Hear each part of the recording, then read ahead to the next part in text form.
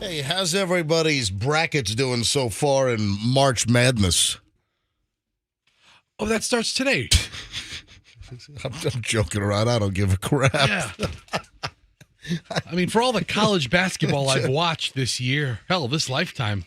Yeah, okay. It just doesn't do it for me. I know that so many people are into the whole March Madness thing, but have I ever really give a crap? I don't. Listen, if you're into the whole college basketball March Madness thing, I'm not going to take anything away from you. If that makes you happy, if that gives you pleasure, then, hey, whatever floats your boat, and I support your life, liberty, and the pursuit of happiness. Yeah. But as for, because people ask me, hey, how are your brackets doing? I'm like, I don't have any. Who asks you that? Oh, I get Anybody who knows you don't do brackets. I get listeners occasionally. Like I had an email yesterday, MJ, how your brackets doing? I had a couple of hits on messages on Instagram. But no, you're right. Anybody that knows me knows that I just don't care about college basketball. I don't have any brackets going. I don't even know what the damn schedule is. I just, before the show opened up, incidentally, I'd like to welcome everybody to the MJ Morning Show. My name is MJ for all of our first-time listeners right now. Welcome to the program. If you're a regular, hey, we appreciate it. Welcome back. But just before the show started, I just typed in March Madness, and I think I have the schedule here. All right. Selection Sunday was March 17th on CBS.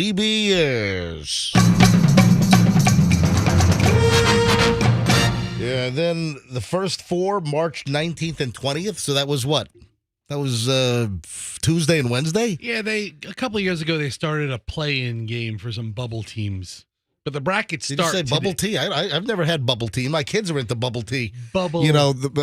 Chloe, oh my God, if we pass a bubble tea place, Chloe's like, Dad, stop! Bubble tea! Bubble tea! Bubble tea! I know, just those bubbles in there, they're like, kind of like, I don't know. Is it like a tapioca?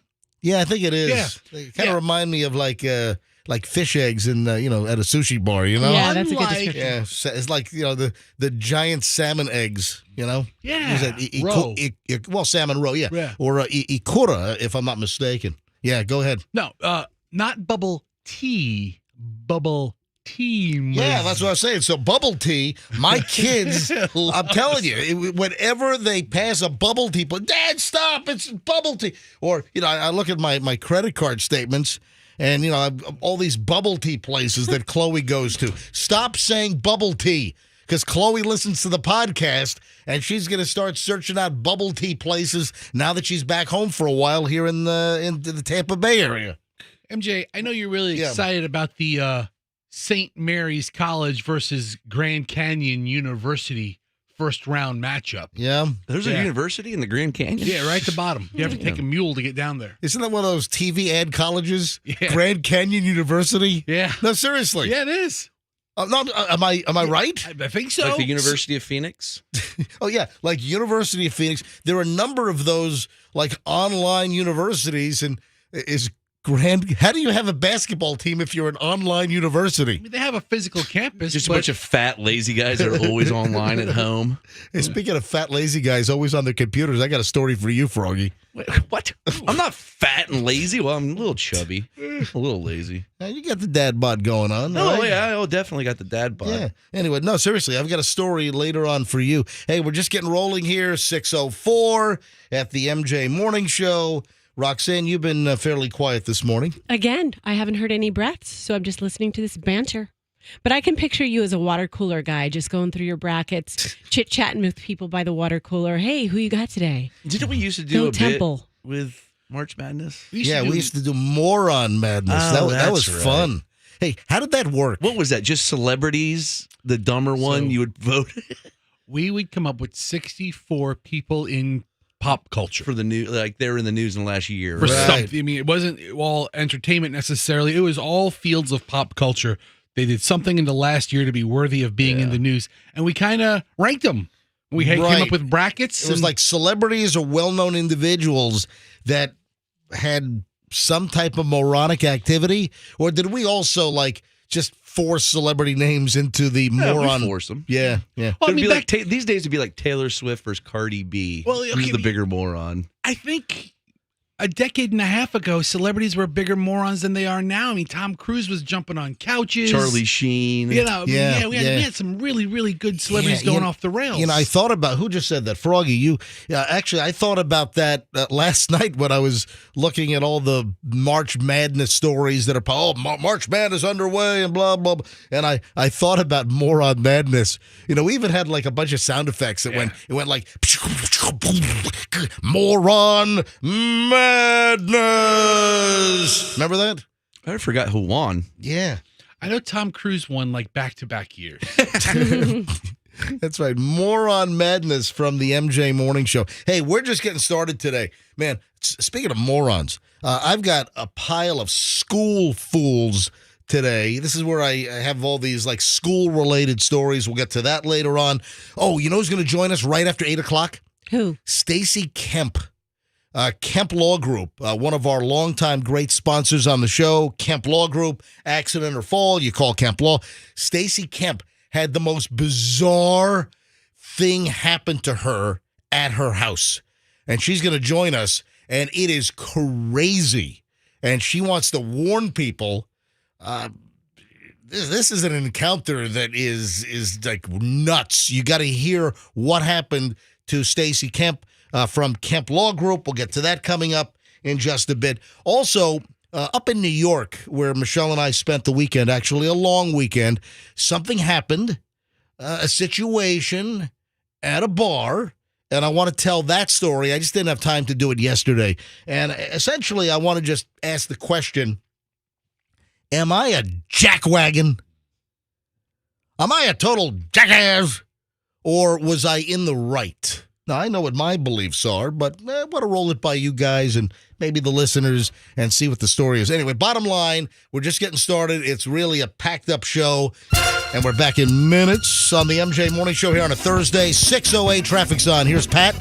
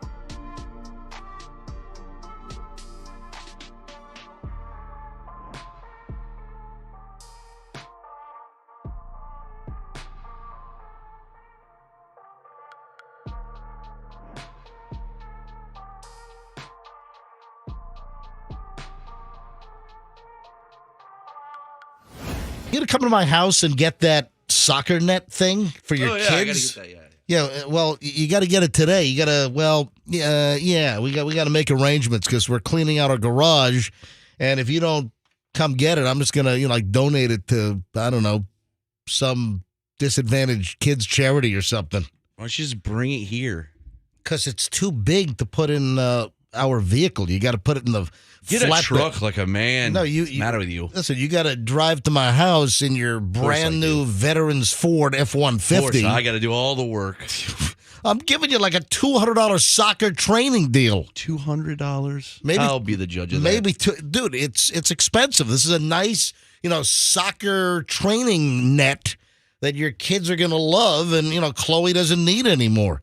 All right, Fester, I got a big problem with a place that you love. All right, so you were out of the room. Yes. I teased this. You know what? I never said what it was, and I have not discussed this. Folks, I have not discussed this with Fester thus far this morning. I got a big problem. All right. With a place that you love. So see if you can guess. Places that Fester, it's like the $25,000 pyramid. You start listing the names of places, and then the title would be places that Fester loves. So I'm kind of doing it the other way around. Hang on, let me get I got to get the $25,000. What is it now anyway with Michael Strahan when they do the special pyramids? What do they call it now? Because, back in the day, it used to be the $10,000 pyramid. Then I think it went to the $20,000 pyramid. Then it went to the $25,000 pyramid. I know that my cousin, John Davidson, was the host of that show for a while. I think it was about 10,000 when he was the host. Yeah, probably so. And that's true. John Davidson, when did he die? He's not dead. Oh, he was just around. He was just at my parents' house. Are you serious? Yeah. John Davidson was just at your parents' house in Carrollwood? He's in the family. Yeah, that's where I got all my game show hosting skills. Right. So what the hell is the pyramid? It's the $100,000 pyramid now? Yeah, that's the That's inflation is what that is. Yeah, the $100,000 pyramid. And Michael Strahan hosts that too. I'm so sick of him. When they're going to give his Gap a show? Starts in the fall. Just announced on ABC. All right, Fester. Yes. Places that Fester loves. See if you can get the place that I've got a story about that's really bothering me. I got to guess. Go ahead. Golden Corral. Oh, that's a good guess, but I do like that's incorrect. Ah, damn. All right, places that Fester loves. Dollar Tree. Oh, that's another great guess. That is an awesome guess, Roxanne, but nope. Actually, both Froggy and Roxanne guesses were very, very good. We know you so well. I'm about to say you guys really do know me well.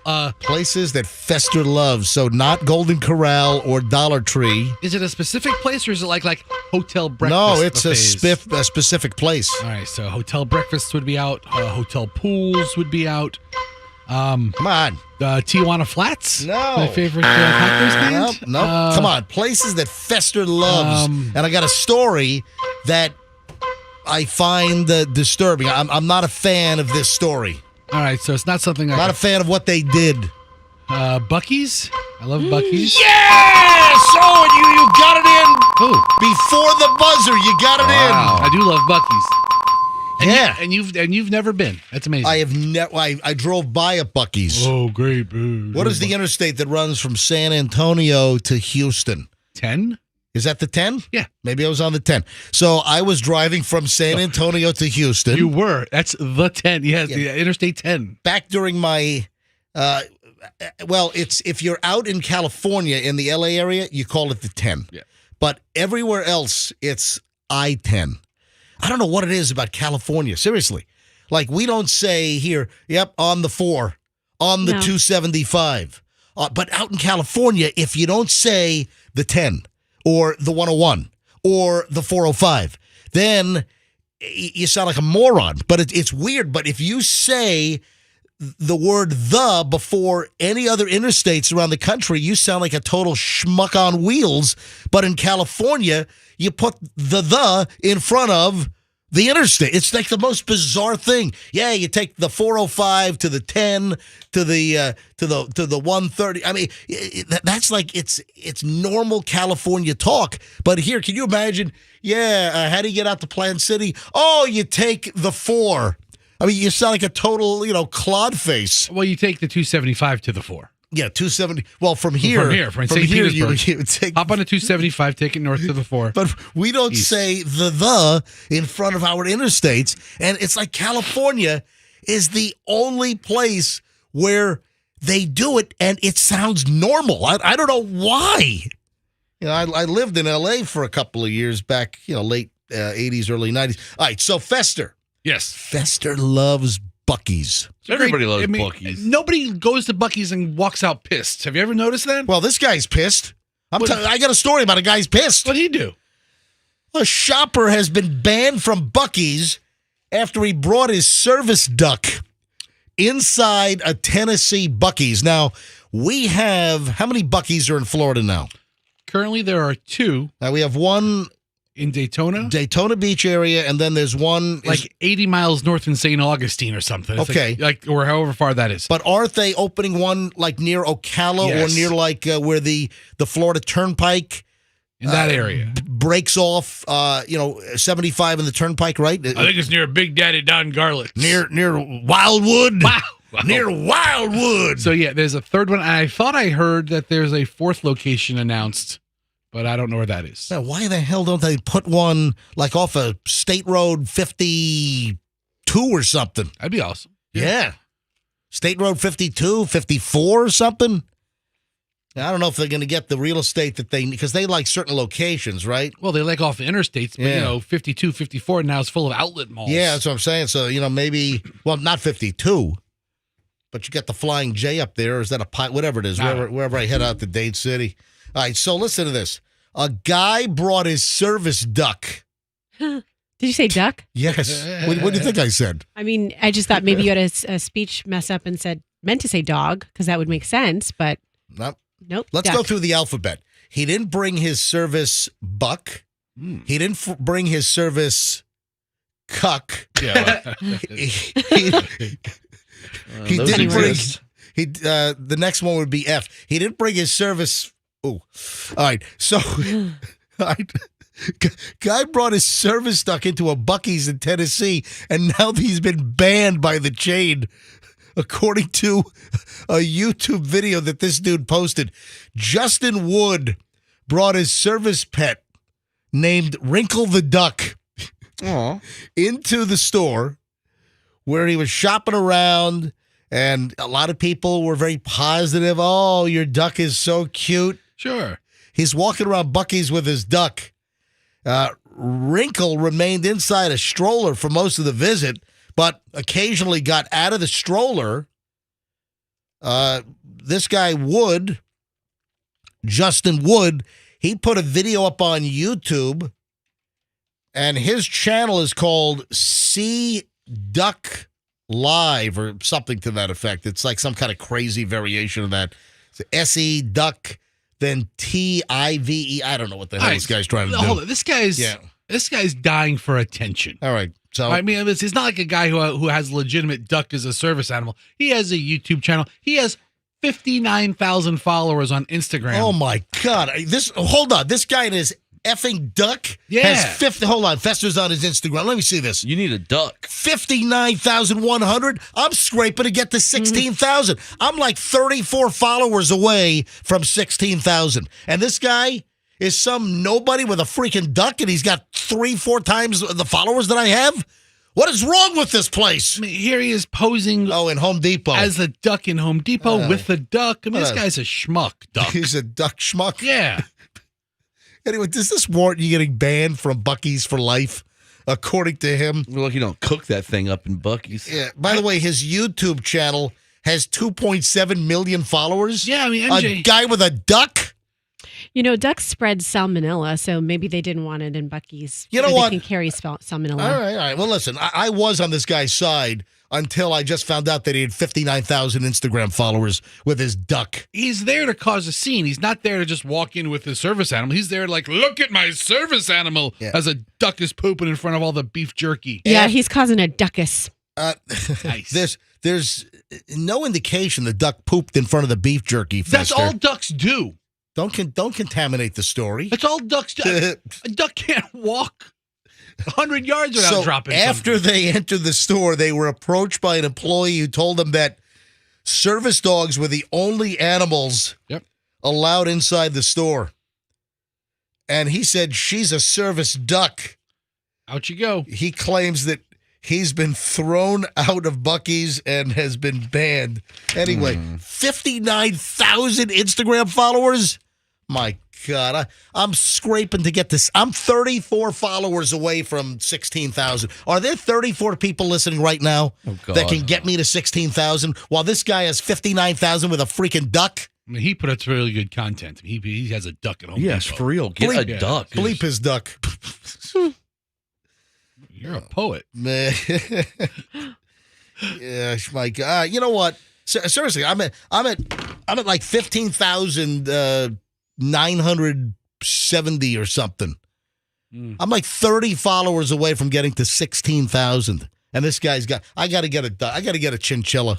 Yeah. Yeah, that's what I need. MJ and his chinchilla. Just use that gerbil you have tucked away. I'll see if I can get a hold of Richard Gere's gerbil. MJ and his gerbil. He's available. Yeah. All right. I'll call him Spelunker. Oh. All right. 6. It's awful. Hey, we've got morons in the news next. I got a great pile of early morons in the news here on the MJ Morning Show. But seriously, do we have enough early listeners to get me to 16,000 on Instagram? Certified MJ Radio. If you're listening right now and you're on Instagram and you don't follow me, Certified MJ Radio. I just want to see if we have at least like 30 listeners right now that will follow me right now on Instagram. Yeah. No duck footage. I'm 34 away. So, Certified MJ Radio. If you're on Instagram, give me a follow. Well, listen, that just pisses me off. The guy's got a freaking duck and he's got 3-4 times the followers I have. And think of all the IG models with duck lips who have 10 million times the followers. Oh, that you have. jeez. You know what? Are you trying to make me angry this morning? I think you are. It's true. You need a snake. They have an Instagram page for the dead whale off of the Venice Beach, and it has more followers. Oh, than you my do. God. Yeah, I think you're right on that. That's absolute insanity. All right. All right. Early morons in the news next. Let me see if I can get to 16,000. Nah, I'm not there yet.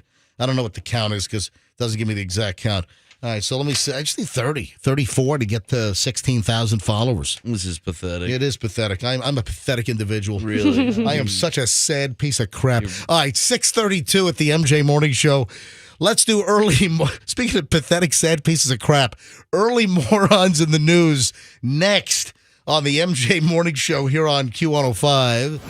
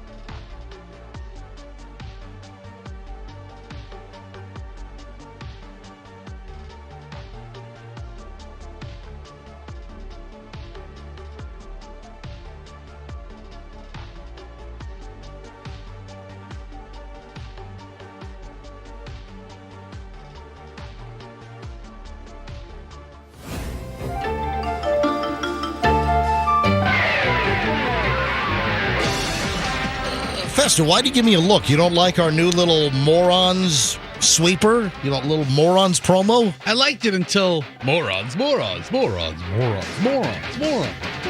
many times can I say morons? Well, that's Fester's a pro at everything. That's so the joke.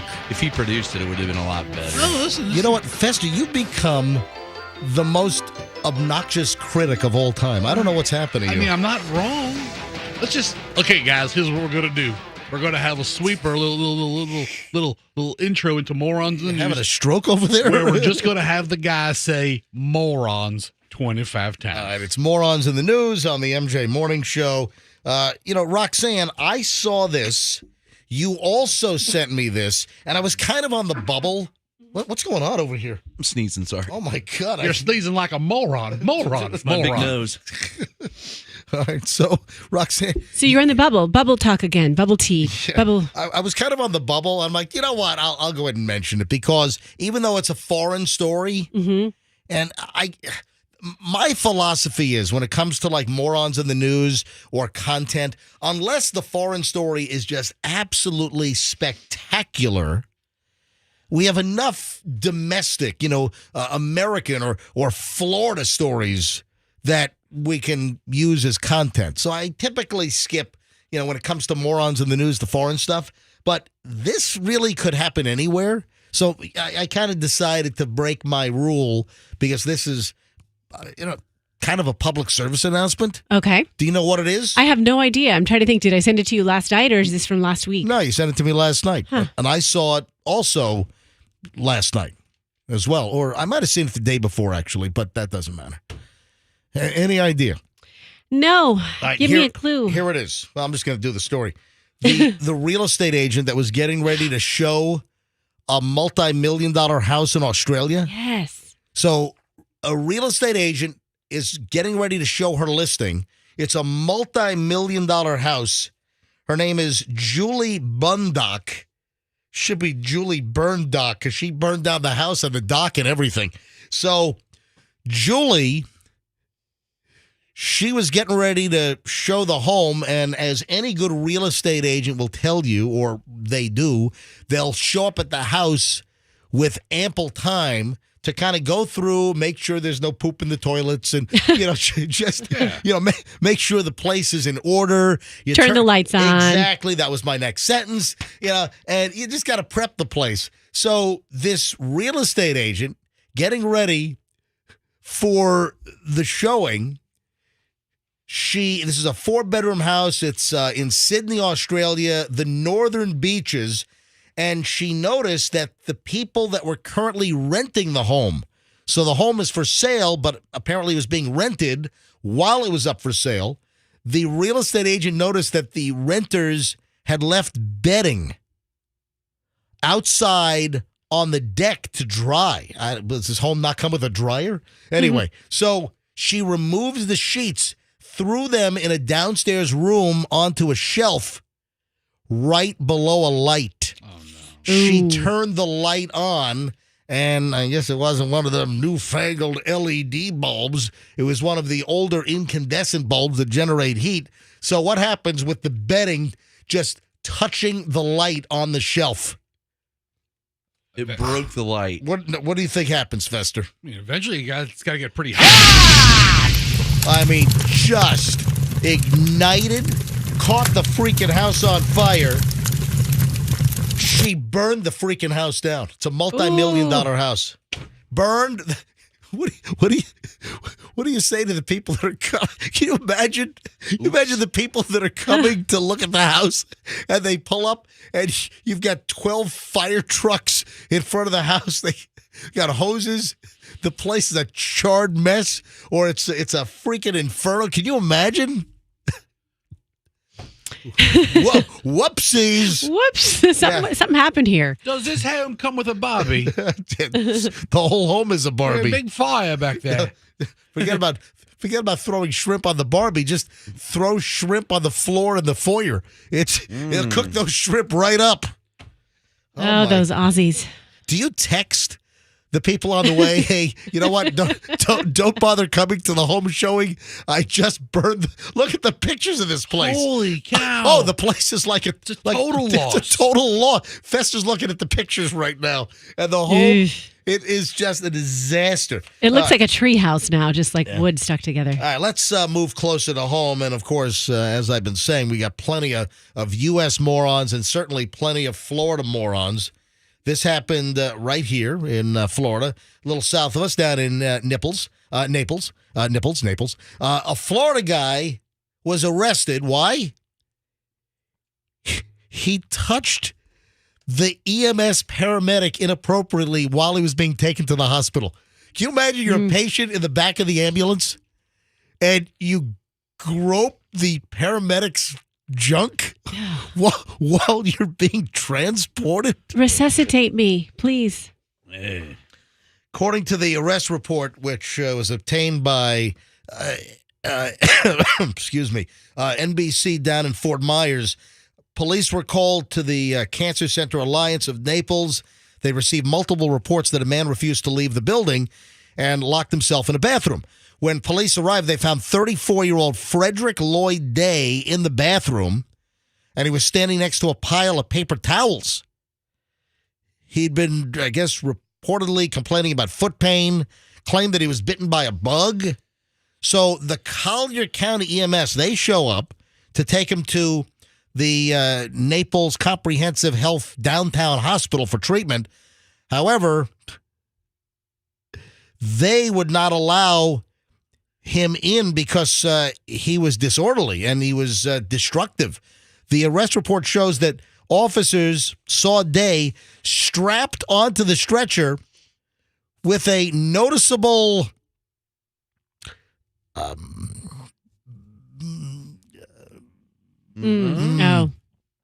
Oh. What? What do you think it is, Roxanne? It was a direction. Yes, it was pointing up. Pointing in a direction. Yes, Oh. it was. So he's on the stretcher, and then apparently he had something that was pointing through his basketball shorts. Oh my God, it's like Joe Yeah. Dirt. The report goes on to show that Day was touching himself inappropriately, and then he groped the EMS. This guy has a lot of issues. Like, what? I have an EMS fetish. Is this not freaking bizarre? You know what the E in EMS stands for? Yes, election. I mean, what is wrong with people? Anyway, the guy was arrested. I mean, what a complete bone. Oh, Yeah, bone. Bonehead. No, a little lower. I mean, what is wrong with people? People are freaks. Takes all kinds. Yes, it does. All right. Early morons in the news on the MJ Morning Show here on Q105. And, of course, we've got more. Hey, don't worry. They'll make more morons. Never run out of those idiots. All right, 6:50 at the MJ Morning Show. 7 o'clock hour starts next. Oh, don't forget, we've got Rolling Stones tickets to give away. This is a big show. This is probably their last hurrah, right? I mean, I can't imagine they're going to live much longer. I can't imagine they live much longer. I mean, Ah, I can't believe they've made it this long. yeah, and yeah, we got Rolling Stones tickets. We'll give those away in the 9 o'clock hour. So after 9 a.m., your chance to call in and listen to win Rolling Stones tickets. And as I try to remind you constantly, make sure you take the MJ Morning Show into work with you. So when you get to work at 9 o'clock, if that's your schedule, make sure you keep listening on your computer, smart speaker, phone, on any of the apps. You know, you can find the MJ Morning Show on Q105. So, yeah, keep listening to the MJ Morning Show. And, hey, we'll reward you Rolling Stones tickets. Your chance to win those for the Orlando show coming up in June are on the way here on the MJ Morning Show. Hey, I got a great email from a listener that ordered those Craven cupcake jars from the Cake Girl. Oh, my. Listen to this.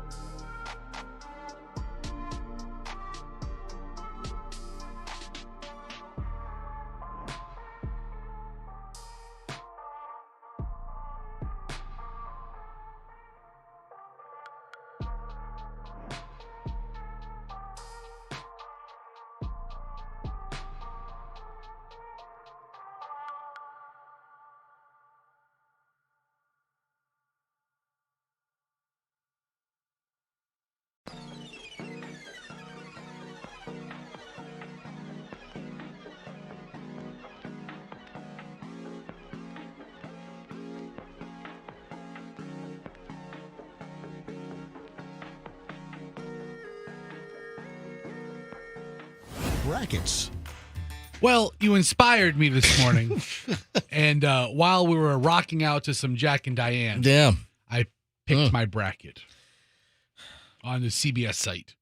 Oh, so you care about the brackets? No. But if it's gonna happen, I might as well try to, Because about an hour ago, I opened up the show by saying that I've had people inquire, hey, MJ, you got your brackets done? Or well, who's your favorite? Blah. And I had to reiterate, I don't know if those listeners are somewhat new, but I'm not into the whole March Madness thing. I don't do the brackets. I might put some brackets up on the wall in the garage to put some shelves up. That'd be nice. Those are the only brackets. I got to, hey, Froggy, do you sell like shelving systems for the garage? Yes, sir, I do. I mean, like good stuff specifically for garages? Because I need to organize my garage. I could get you something real nice, get you a nice cornering unit. You're going to charge me like retail plus, or you're going to give me a nice wholesale cost? I'll give you Froggy fixtures cost. Oh, really? That's the garage end of my business. So you'll give me actual like dealer costs? Sure. Plus 5%. And I'll install it. Really? I All can right. install it in about an hour. About a half an hour. That's great. All right. So, yeah, I'm not into the brackets. If you're doing the whole March Madness thing, folks, hey, if that's enjoyable to you, I fully support your endeavors. But as far as March Madness and the brackets and all that stuff goes, for me, it's not my gig, not my game. I'm just being It's honest. not your bag, baby. Not my bag. I don't give a flying crap. All right, so back over to John Mellencamp. And if you missed what I said a few minutes, actually, when we were starting the song, John Mellencamp was scheduled in the computer, and that I didn't play that specifically for the story, but it reminded me that I had some audio and a story from yesterday that we just didn't get to about John Mellencamp freaking out recently at a concert. He called this guy in the audience the C word and then walked off stage and ended the concert. That's the only concert I want to go from that. What other songs does he have besides Jack and Diane? Did he say, hey, man, suck on a chili dog? Come on. Yeah, really. Dude, you... Pink Houses? Yeah, hold on. Fester, name John Mellencamp songs. So you got Jack and Diane, Little Pink Houses. Little Pink Houses. Yeah. Little brown houses. Yeah. Ain't That America? Ain't that... Well, that's... That's Bruce Springsteen. No. That's Pink Houses. Yeah, that's Pink Houses. Yeah, you're just saying a lyric in one of his songs. That's it. I know two Come on. songs. R-O-C-K in the USA. Okay, 3 I songs. was born in this small town. You don't know? Come on. Small All town? right. Small town. All right. Small town. That's the best one. All right, 4 songs. So John Mellencamp stopped his concert on Sunday in Toledo, Ohio. Holy Toledo.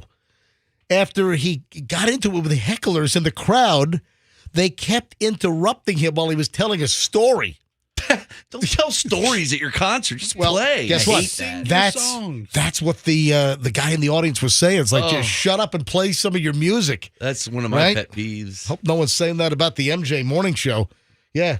The bulk of the people that come here, they come for MJ Morning Show content. They come for quality MJ Morning Show entertainment.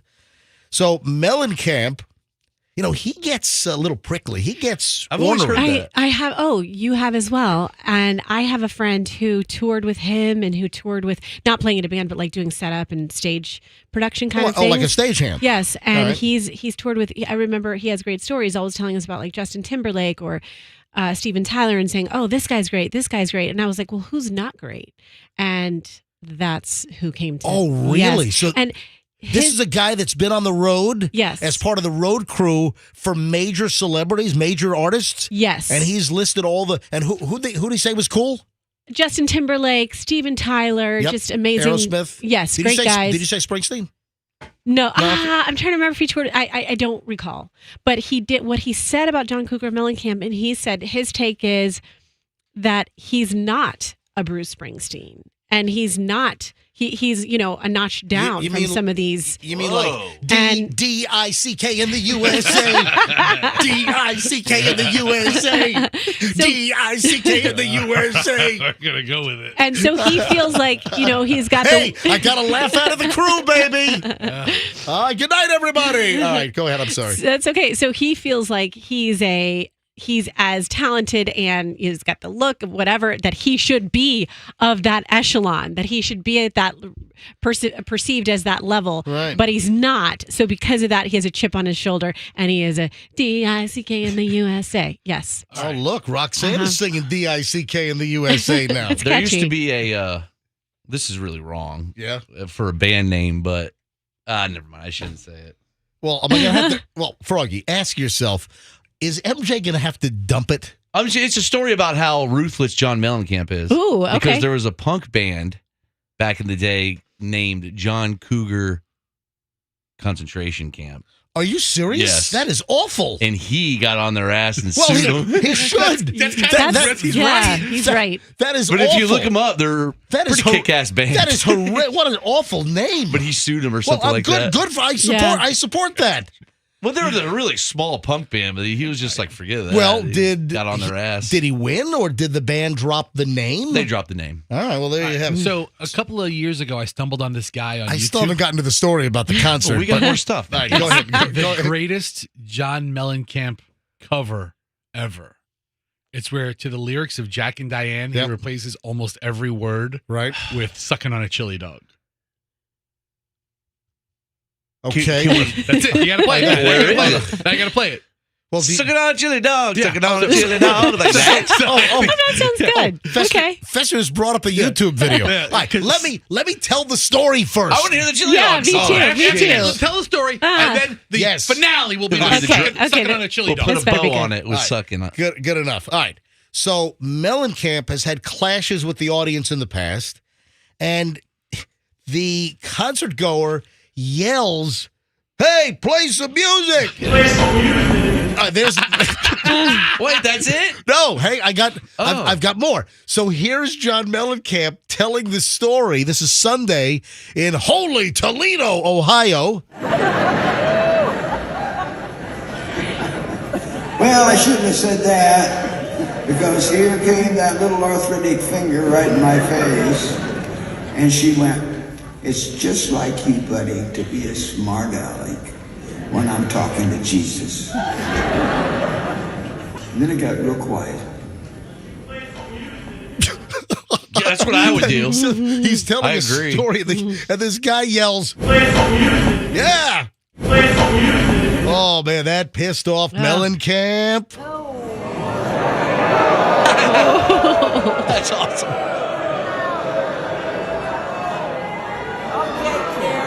What do you think I mean to you? They called the guy the C word. John? He calls the guy the awful, terrible C word. Now, here's the thing, man. You don't know me. Oh, You don't know me. you don't bleep and know me? Hey, Joe, find this guy and let me see him after the show. Find this guy. Let me see him after the show. Please, he'll kick your ass, John. What? Anyway, before I was so rudely interrupted, Oh, God.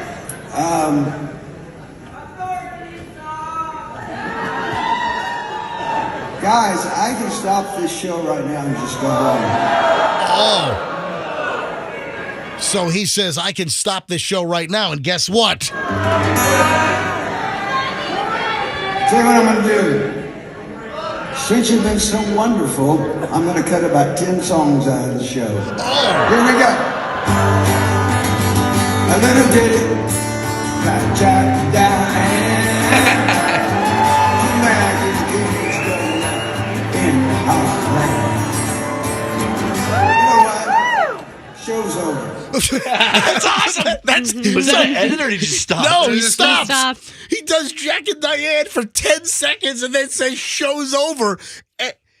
And he walks off the stage. Wow. Do we have the boos Oh. from the crowd? My God. I mean, who are they angry at? They angry at John or they angry at the guy? They should kick that guy's Oh, ass. Yeah. I think they're angry at everyone. Here, listen. I'm going to cut about 10 songs out of the show. Here we go. A little ditty about Jack Diane. Two American kids going in the heartland. You know what? Show's over.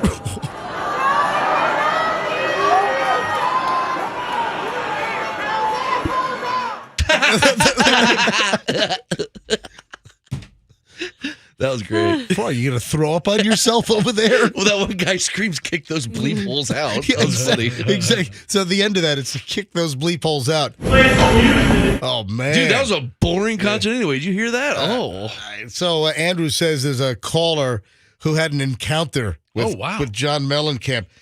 Jenny in Seminole, you're on the MJ Morning Show. Hi, Jenny. Hi, how are you? What happened with you and John Mellencamp? Okay, so I was 16 years old. I lived in Hilton Head Island, South Carolina, and I worked at a miniature golf store. John came with his 2 kids, and I'm pretty sure it was his divorce attorney because, well, you depict those guys out of a lineup. Right. And after they finish their course, they come back. I give the kids free eye patches, and next round's a golfer on us. And What is this, pirate golf? What do you mean you gave the kids free eye patches? yeah, because it was a pirate island adventure. Oh, golf. okay. Every All right, tourist trap town has one that of makes those. sense. All right, go ahead. All right, so I gave him the eye patches. He goes up to give me, I guess he didn't like what his lawyer said, and instead of laying the golf club down, he threw it at me and it hit me in the knee. My God, what year was this? When did this happen? 1995, 96. My God! So he hit you in the knee with the putter? With the putter, with the gold end of the putter, because his ex-wife lived in Hilton Head, and she had primary custody. Everyone knew it. It was the biggest joke on Hilton Head. Were you hurt? No. You should have dropped and sued him. Did he apologize? Not at all. He just walked off, and let me tell you, I'm 5'3", and I'm pretty sure I was taller than him. Oh wow! What a grump. What a He was. That's crazy. Hey, thank you for calling in. I appreciate it. Thank you so much. I'm a first-time caller, but I've been listening since you guys came back on the air, and I absolutely love it. We love you. Thank you. Thank you so much. Bye. Bye. First time listener, long time caller. Yeah, I love it when people just call unsolicited. And we get that all the time. We're telling a story or and people just call up at 800-990-1047. All right. I don't want to get too late here, Fester. Yes. All right, we'll play your little Jack and Diane sucking on a chili dog thing when we get back. Also, man, we start an hour and 20 minutes of nonstop MJ next. We're absolutely jammed. A lot of stuff. Am I a jackwagon? I got to tell you what happened in New York over the weekend. Man, this was a crazy situation that happened to me. Am I the jackwagon here? I'll tell the story. Also, Stacy Kemp, one of our advertisers, Kemp Law Group, you're not going to believe what happened to her and at her house. This is insane. That's coming up just after 8 o'clock. Hold on. We're loaded. Don't move. Froggy, I got a big medical warning for you, dude. Great. Oh, man. Love those. You're the first one I thought of. Hang on. Back next. Hour and 20 minutes, nonstop MJ, and that's just scratching the surface in minutes, so stand by. If you need...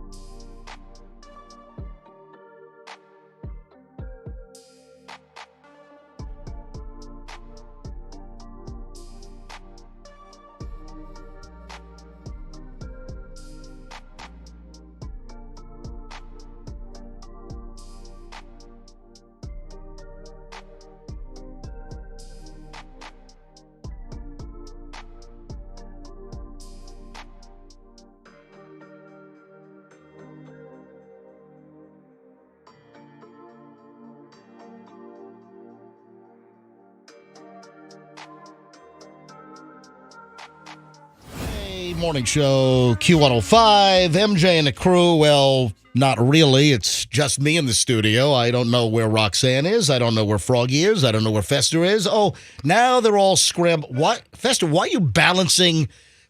Froggy, describe what we just witnessed. Fester.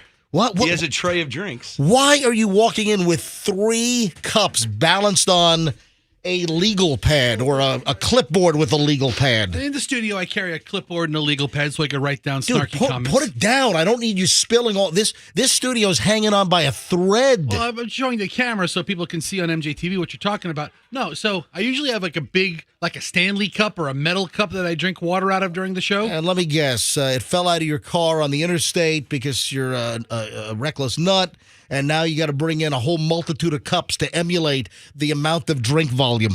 Yes, that's exactly what happened. Oh, really? No, it didn't Ding, fall ding, out. ding, ding, ding, ding. So I have 3 cups. Yeah. 1 cup is of the sludge coffee that we have here at this gosh, place. yeah. And then I have 2 cups of water, and that's it. So, All right, yeah. we start an hour. Don't spill it in the equipment. I'll try not to. Literally, I'm not exaggerating. I mean, this studio could go down at any moment because the equipment is so old and it's starting to fail in the building. And we have a multitude of studios that just went offline because the equipment is so old. They should have replaced this crap years ago.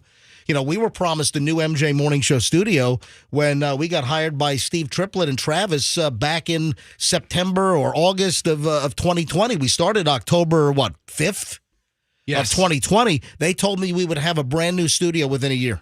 And here we are, 3.5 years later. Finally, the equipment's been ordered and we're finalizing. Oh, by the way, I brought home the color samples for the soundboards on the wall and the countertops and the furniture. And Michelle's kind of helping to coordinate what our new studio is going to look like. Tell those old boys the only color we care about is green. Okay, Fester, I'll tell That's him what that. you tell him. All right, so hopefully we have a new studio on the way by the end of the summer or into the early fall. We'll have a show place. We'll have a nice new studio for MJTV, etc. All right, a lot to do. I've got School Fools I got to get to. Fester, I got to play your little Jack and Diane sucking on a chili dog deal, whatever you're talking about. First, though, I was just checking email, and I get great stuff. I get such great emails like this. This came in from Bob. Bob writes, "Hey, MJ, ever think about getting totally schnit-faced drunk and talking about it the next day on the show? Do it with Froggy when he's high. What? Excuse me, sir? It should make a great show." Seriously, that's how do I show this on? Yeah. Why do you want to ruin Bob. Froggy's good time? Bob wants me to get drunk. You know, I've never been drunk. I've never been fall over drunk. I think maybe you have and you just don't know it. No, I think I'll know if I'm drunk. No, listen, I've been buzzed, but I've never been out of control. Can't contain my emotions or faculties drunk. And listen, you got different type of drunk reactions. I don't know what mine is because I've never been like puking drunk. You telling me all those years at 93.3, Power Pig, all the clubs you guys went to, Nope. you never just got completely schnit-faced? Nope. Not this guy. Not me. Not Nope. this guy. He's a real bummer of a time. Not me. And then a guy just sent me I was just checking email, and a guy just sent me a story about John Travolta getting ripped off like for almost $1 million. Hang on. This really, I guess, hasn't really taken off. John Travolta. Yeah, hang on. I'll get to that here in just a second. Hold on. We got a lot to do here. I've got School Fools. All right, first of all, last segment, we were talking about John Mellencamp. Last weekend, Sunday, heckler in the audience tells him, play some music. Shut up. Mellencamp was telling stories. Mellencamp ends the concert early. So then Fester brought up there's some guy singing in his closet. Yes. Some kind of Jack and Diane cover version where it's only sucking on a chili dog. Where the majority of the lyrics are the greatest lyric. Better be good. Listen, I'm using valuable airtime here. Prime time. This better be good, Fester. You still want to play it or do you want to reconsider? It's better be Okay. good. I want to play it, but I also want to temper expectations. Oh, my God. Oh, Why didn't you do that before you tried to hijack? All right. I had the whole commercial break to think about All it. right, play it. Go. right, so literally, this is a guy standing in his closet Yes. with the shirts behind him. Little ditty about Jack and Diane, two American kids growing up in the heartland. All right.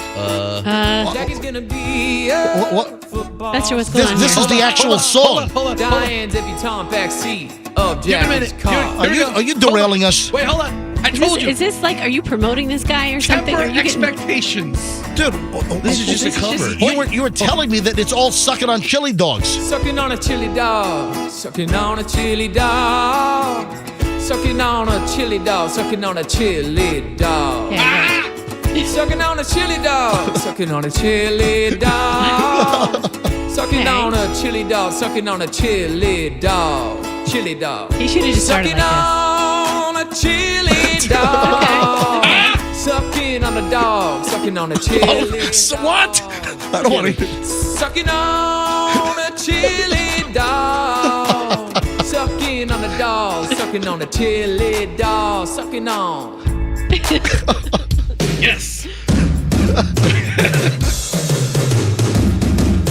Sucking on chili dog. What the hell? Sucking on a dog, sucking on a chili dog. Sucking on chili, sucking on a dog. Sucking on a chili dog, sucking on chili dog.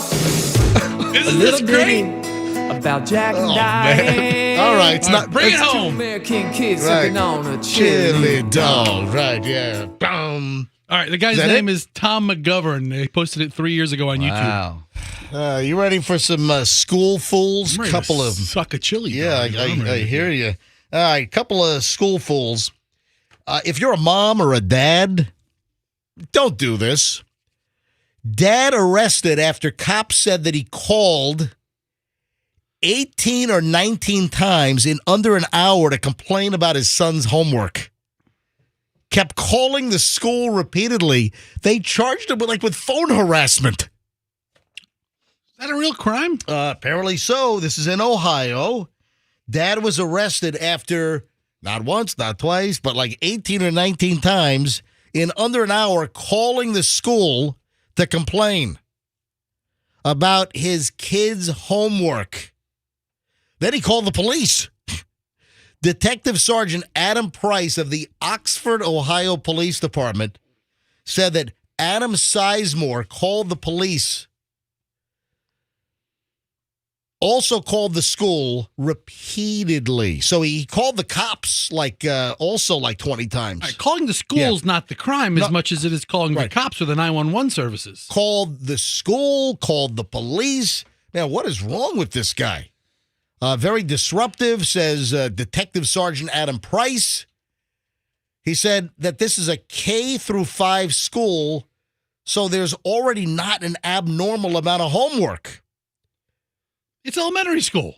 Yeah, K through 5. Yeah, I mean, I'm about to say they're not doing research Yeah, projects. right. They do a lot of homework these days. It's According to annoying. police, February 29th, Adam Sizemore repeatedly called the Kramer Elementary School in Oxford because his son got homework, which takes away time that he has with his dad. So this guy called the school repeatedly, then called police about the same times, like 20 times. Called the school 20 times, called the cops 20 times. Hey, they arrested him. This guy's been arrested with phone abuse. And his one phone call in jail was to the school. To complain more about the homework. Was it really? No, Froggy.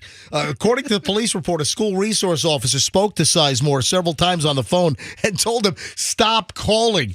So he's calling the school, then he calls the police. He's calling 911 to complain about his kid's homework.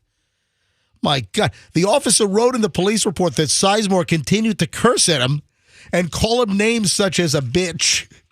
He also said that he was going to make sure I lost my job. Whoa. I explained to Sizemore, this is in the report, that if he called again, he would file a telecommunication harassment charge against him. That's a thing. Ended up hanging up on him. Sizemore called right back with the same behavior he was warned about. Anyway, all because he thought his kid was getting too much homework in a K through 5 school. I don't see what grade his kid is in, but it's K through 5. That is insane. And then listen to this. I know we've got bus drivers. We had a bus driver that I ran into, a Pinellas County bus driver, and you know what? She's probably not able to listen now because she's driving the bus, but she listens. You know what? I'm trying to remember if she does play us on the bus. I can't remember, but this is a great story. So Michelle and I, this is like a month ago, and we were at the Nona Slice House. We were having some pizza at the Nona Slice House up in Safety Harbor. And there's a woman that's sitting at a table near us and she keeps looking over. And then she couldn't help herself. Finally, she's like, hey, I don't want to disturb you. And I said, lady, can you see? We're eating our pizza. We want to. No, I didn't. I said, you're not disturbing me. I mean, That's what I would have said. Any listener that wants to say hello to me, as long as I'm not on the toilet, all right? No. Seriously, any listener that wants to say hi to me, I welcome it. Some people, I can tell, want to come up and say hi, and they don't want to, or people say, hey, I didn't want to disturb you. You're not disturbing me. It's listeners like you that have made this show what it is and successful over, I've been in the market for over 30 years now. So it's listeners like you. So a school bus driver, she was having pizza with her husband, and then after she came up and introduced herself, been listening for years, she told me she was a Pinellas County school bus driver. So how'd you turn your mic off? Oh, Froggy, get your feet off the counter. You just You just turned Fester's mic off. I didn't. You know what, dude? Listen, I'll come across this table and smack you in the head. Leave me out of it. Listen, did she drive the bus to the restaurant? No, she... Because in the middle of the day, she's there for lunch. She was between pickups and drop-offs. Actually, it was lunchtime that we were at Nona Slice House, and it was a Friday, and she was off. She had a couple of days off, so she wasn't driving that week. But the reason why I bring this up about bus drivers, and here, I just had a bus driver come up to me.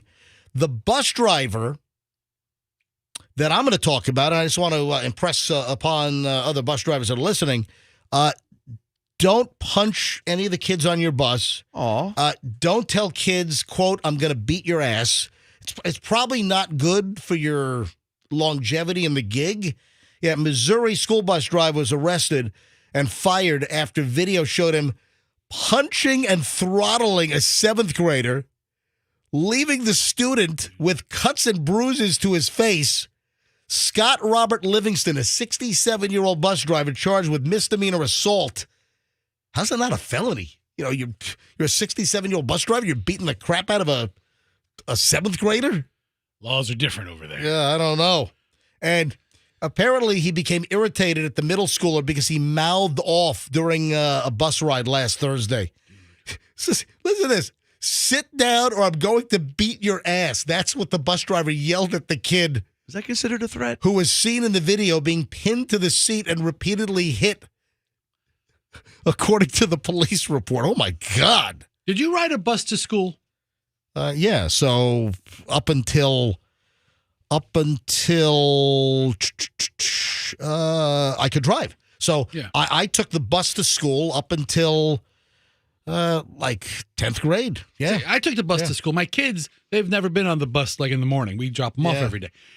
I remember when I was in 6th or 7th grade, the bus driver wanted to kick my ass. So bad. Wow. His name was Ed Heward. Ed? And we had to call him Mr. Heward because he's gets the authority of the bus driver. Ed? And I called him Mr. Hard. And he got so pissed off at me the whole time. Hey, Mr. Hard, have a good day. Good one. And got so angry at me. Old Ed Heward. I know what he's doing now. Froggy? Ed Hard. Yeah. Yes. Froggy, I got some medical news for you. This is very important. About, What do you mean you wonder what it's about? You're a one-trick pony. Oh, really? And what am I a one-trick pony about? I'm sure it's going to be, well, if it has to do with me, it's medication. If it has to do with Fester, it's eating. Hold on a second. Hold on. No, you got it all wrong. Oh, yeah. So prove me wrong. I will. So you're saying that if it's about you, it's about what kind of medication? Froggy? Or it's about energy drinks. Nope. Well, that would make me a two-trick pony then. Or it's about I can't think of anything else. Well, we You're were only getting a ready to do two-tricker. a three-trick pony, but I Really? guess we can't quite get there. A three-trick pony is a pretty talented pony. Actually, what you said, well, hold on, what did you say Fester would be about? Food or being fat. Yeah, or dying early, all that fun stuff. Froggy, here's my concern for you. There's new research. Sure. New research is out. Playing computer games can increase Or gaming. It's always the same crap. Playing computer games can increase the risk of ED, How is that possible? erectile dysfunction. Listen, I'm telling you, too much screen time is affecting, yeah. This is according to a brand new study published in the journal Andrology. The study offers substantial evidence for a positive causal association between computer gaming and the risk of ED. Been playing a lot of Farming Simulator lately, and that gives me a. I love it. Roxanne, don't encourage him. Thank you, Roxanne. Don't encourage him. What are you doing? Just cutting those crops. Mowing the grass, Tilling your fields. sowing your oats. Hey, Froggy, Yes. I don't need to go into all of the medical mechanics here, but I'm going to give you the story. Because, Hoeing? No, hold on. What? Hoeing. Hoeing? Yeah, hoe the fields. In his little farm game, he's playing with hose? You Is can buy that a it? hoe. You can buy a backhoe. You can buy a front hoe. Listen, you're doing a farming. Wasn't there that Farmville years ago? No, this is real life. Wait a minute. Are you really? It's real life. Is there really like a new farming video game? Oh yeah, you should look at the trailer. It's great. Farming Simulator. Are you Milking the cows. 23. Yeah, you could really start an empire. grabbing the teats? Is that it? You can milk those Milking the teats? Is that it? Oh my God. Anyway, Froggy, no, seriously, you're the only gamer in the room. Roxanne, you don't game. No, I don't game. I don't game. I have one game on my phone. I've got like a craps app on my phone. I don't have games on my phone. I don't have time.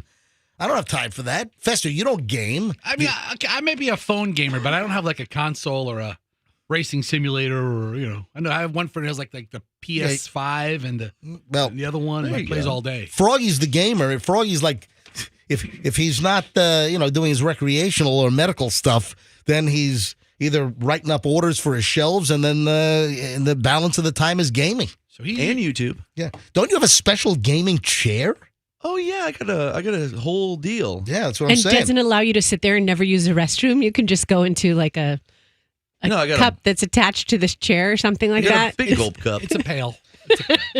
Just go in that thing and leave it. So I'm just telling you, new research is out that men, if you have like an addiction to video games or playing a lot of video games or computer games, that it is a contributor to ED. And the research was done with 223,000 men. What? This is such a lie. Aged 40 to 69. Froggy, you're like early 40s, right? You're 42? Hold on. 44. And if you're a researcher, you're a loser. How many men? How many men were in the study? 223,000. We tested 250,000 men. We asked them about gaming and their junk. Yeah. How stupid. I'm not making this up. All right. Well, they are. I've got to get to the jackwagon story. And I want to tell a story here in a moment. And the question is, am I a total jackass or jackwagon? All right. Hold on. This happened over the weekend when Michelle and I were up in New York. This is insane. I'll get to it in 1 second. I just want to do the TikTok story quickly here. And, of course, TikTok is on the bubble. The House of Representatives in D.C., they, overwhelmingly, with a bipartisan vote, which you don't see this stuff in Washington anymore, where Democrats and Republicans kind of come together and get along and vote essentially the same way. But it happened with the TikTok ban because of it's a Chinese company. The Chinese Communist government has access to all of the data, tracking Americans, data, the power of suggestion, mobilization, propaganda. And it's a concern when the Chinese government, it's like a Trojan horse, and people are just letting the Chinese Communist government get into all their business if you have TikTok on your phone or if you use TikTok. So you have House of Representatives members that they were getting like angry phone call. And that's another example that lawmakers were ticked off because they even saw how TikTok was able to mobilize Americans, Chinese company mobilizing Americans to bug the crap out of Congress. Don't ban TikTok. The deal is it needs to be sold to an American company or it'll be banned in the United States because it's a national security risk. I agree. Now, here's the reason why I'm bringing this up again. The Senate has not voted on this yet. So the Senate has to pass it, and then Biden says that he'll sign it. And this has, by and large, it has bipartisan support, Republicans and Democrats. There is audio. Tom Tillis, who is a U.S. Senator from North Carolina. He's a Republican. And Tom Tillis got a voicemail. And it's a threatening voicemail. And I want you to listen to this. This voicemail went to his office from a TikTok user. Tell me what you notice about this. And tell me if anything strikes you. Listen. Oh, hang on a minute. I hit the wrong one. Hang on a sec. Put the wrong one up on the soundboard. All right, here we go. Let me insert this. Oh, hey. Yeah. Just play the audio. Hey, I'm inserting it into the... Dude, just hit the button. Put that thing away. Play it. All right, here we go. Okay, listen. If you ban TikTok, I will find you and shoot you. That's people's jobs, and that's my only entertainment. And people make money out there, too. You know, I'm trying to get rich like that. Anyways, I'll shoot you and find you and cut you into pieces. Bye. All right, so that message, Well, she's a sweetie. Clearly it's a teenager who's upset about a possible TikTok ban, and the teenager leaves that message on this U.S. Senator's voicemail at one of his offices. Okay, listen. If you ban TikTok, I will find you and shoot you. That's people's jobs, and that's my only entertainment. And people make money out there, too. You know, I'm trying to get rich like that. Anyways, I'll shoot you and find you and cut you into pieces. Bye. And she's saying it with a smile. Yeah, listen. I find TikTok to be a danger. I don't have TikTok. I've never had TikTok. If TikTok is sold to an American company and it's not a national security risk any longer, then I would consider getting a TikTok account. But I'm not going to be involved with TikTok while it's a Chinese company that the communist government has full access to all the data. But in all fairness, while I support forcing a sale or a ban because it really is dangerous, I don't take that seriously. That's a teenage girl who's laughing. Sounds like she's making the phone call in front of a bunch of her friends.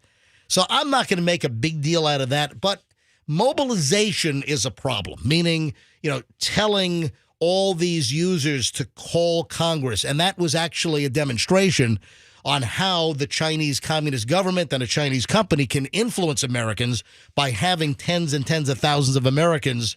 Actually, they stood at the Capitol steps a couple of weeks ago protesting after TikTok told them to do it. The company. So it is an example of mobilization, but that particular phone call, I'm not taking that seriously. I don't know. If I have to listen to her talk anymore, bye. I would actually prefer to get chopped up. So Senator Tom Tillis on X wrote this and then posted that video with the audio. He wrote, "This is a voicemail my office received last night. TikTok's misinformation campaign is pushing people to call their members of Congress. And callers like this who communicate threats against elected officials could be committing a federal crime. The Communist Chinese-aligned company is proving just how dangerous their current ownership is. Great work, TikTok." And this was posted yesterday afternoon by Senator Tom Tillis from North Carolina. Now, I mean, that particular call, I don't take it seriously. I mean, she's laughing and joking. Still, it's inappropriate. What she did is illegal, making a threat. Clearly, what I take away is not the actual words, because I don't think that she's going to shoot the senator or cut him to little pieces, but it just shows that you have a foreign adversary, a foreign dangerous government that wants to see the downfall of the United States, that they do have an influence. That's the real story here, not this giggling teenaged idiot that's making threats against the senator. Bye. Bye. Bye. Bye. I mean, do you say bye to somebody that you threaten to chop up and kill? Bye. Bye. Listen, they're laughing in the background. It shows mobilization, and I do find that dangerous. The actual call itself, I mean, they're obviously a bunch of kids just, Whatever, kids. Pranking. Yeah. You watch enough YouTube, there's a lot of kid killers out there. All right, guys, I got to tell a story now, and I want you to tell me, am I a total jackwagon? Yes. I don't know that we need to waste airtime going over a story when we know the answer. Of course you did something jackwagon-ish. Let me tell you what happened. So we stayed at a cool little, it's kind of a boutique hotel. They've got like 117 rooms, 120 rooms. What's it called? I don't want to give out the name of the Is it the Hudson? What? He doesn't want to give out the name, Roxanne. Look at that. It's not the Hudson or whatever. No. So this little hotel, it's near Julian's dorm, and we've stayed there multiple times. It's called the Cecil Inn. Listen, we like the place. That's where the murders happen. Is it the Le Meridien? No, it's not. That's more in Midtown. No. All right, Roxanne, stop guessing all the hotels in New York. Stop guessing hotels in New York. What's the Dream? It's the Dream. I knew it. It's not the Dream. All right, so we like this hotel. What are you giving me a look for, Fester? Just amazed at how many boutique hotels Roxanne can just rattle off the top of her head. She's True. online. No. I've stayed at all those that I just named. Well, excuse us. One upper Roxanne. I think I haven't stayed at boutique hotels in NYC. All right. Now, this particular small hotel is near Julian's dorm. We like it. We can walk to his dorm. It's only a couple of blocks away. So we've stayed at this place numerous times. We like it. Here's the deal. We were going out to dinner, and this was Saturday night. We're going out to dinner. Scored another great reservation at Una Pizza Napolitana, which is it's a top-notch Neapolitan, Napoli style, real proper Neapolitan pizza. And scored another reservation. It's very tough. They're only open Thursday, Friday, and Saturday, and it's just tough to get a res there. And in fact, that was the pizza shop that was featured a couple of times in Billions, the TV show. Mm-hmm. And they really bring it. It's really a phenomenal. It's some of the best Neapolitan pizza that I've had. It's probably my top place in the United States. And I think they beat most Italy pizza shops. So I think the guy's name is Anthony Mangieri, but the guy's amazing, just incredible. So we have a reservation at 7:45 on Saturday night for dinner there. And then we were out and about running around the city, and Michelle said, "Hey, can you go down to the bar and can you grab me an old-fashioned?" And I'm like, "Sure." So I go down to the bar. There's a little restaurant and a bar and it's kind of rocking. This place is busy. Ooh. Right? This is a rocking little bar. And it's not a well-known hotel, but it's a boutique place, and they've got a bar. So I go downstairs after we spent most of the day walking around the city, and I go to the bar and I say, "Can I get an old-fashioned?" And I said, "What do you use in your old-fashioned?" And they've got like the well drinks. They've got he says Old Forester. I'm like, you know what? Old Forester, I think it's like the oldest Kentucky bourbon, actually. And Old Forester, it's decent stuff. It's not top shelf, but it depends. They do, but I don't want to get too much into the weeds with bourbon. But I said, all right. So the guy proceeds to put ice in a glass. So am I the jackwagon here? The guy puts ice in the glass and then just pulls the handle on the Old Forester on tap and fills the glass, and then proceeds just to slice an orange peel and drop it in the glass. And I'm watching the guy, and I'm like, I ordered an old-fashioned, is what I said. And he said, "This is an old-fashioned." I said, "Where are the bitters? Where's the simple syrup?" Oh, God. You got to mix it in a beaker, or, you got to do it right. And he said, "Are you telling me how to make an old-fashioned?" I'm like, "Yes. You just put bourbon on ice in a glass. You dropped in an orange peel, and you're calling that an old-fashioned?" I mean, if you asked for a bourbon on the rocks Yeah. with a little orange, that's what he did. That's what he did. He just did bourbon on the rocks. An old-fashioned is simple syrup, so sugar. It's the bourbon. Also, I love making old fashions with rye. But it gets better. So the guy, Fester, he just put bourbon on the rocks and put an orange peel in and said it's an old fashioned. I'm like, no, it's not. I said, where's the simple syrup? You know, the sugar water, essentially, a little bit of that. And then you put in some bitters, whether it's Regan's or Angostura, or, you know, you got to put bitters. That's how you make it old fashioned. And you stir it vigorously. You get a total blend, and then you pour it. And they just had little bitty cubes. You know, a proper old fashioned ought to be just one big one. Yeah, one big giant cube. I like a big round cube too, like a ball. Round balls, cubes, a cube. Absolutely. When it comes to cold balls, yes, Roxanne loves. Connoisseur. Yeah, exactly. So Connoisseur. I say to the guy, "Where are these elements that you've left out of the old fashioned?" And he says to me, "Are you going to tell me how to make an old fashioned?" I said, "Yes." I said, "That is." Hold on, Froggy, what? You're just so annoying. Just take the drink. What are you doing? Dude, it is. Roxanne, am I wrong? Maybe it was a premix. It's not a premix. It was only Old Forester. Yeah, you know what? I was so anticipating being against you on this edition of Am I the Jackwagon? I was going to say, yes, you are the Jackwagon. I was getting ready. But I have to agree with you. Yes! I would have said the same thing. I would have been like, just curious, is that an old fashioned or is that just bourbon on the bourbon on the rock. So listen, Yeah. I am usually right with my stories. All right, but wait a minute, it gets better. So, it's not important to be right all the time, okay? Just FYI. Listen to this. The guy flips out on me. So I'm like, dude, that's not an old fashioned. There are no bitters. There's no simple syrup. You didn't stir it. I don't see a cherry, you know, a Luxardo cherry, you know, on a stick or whatever. This was a half-assed BS old fashioned.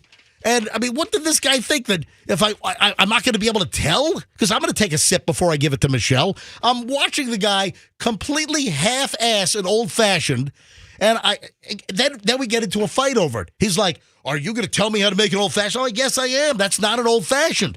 Listen to what the guy does. What?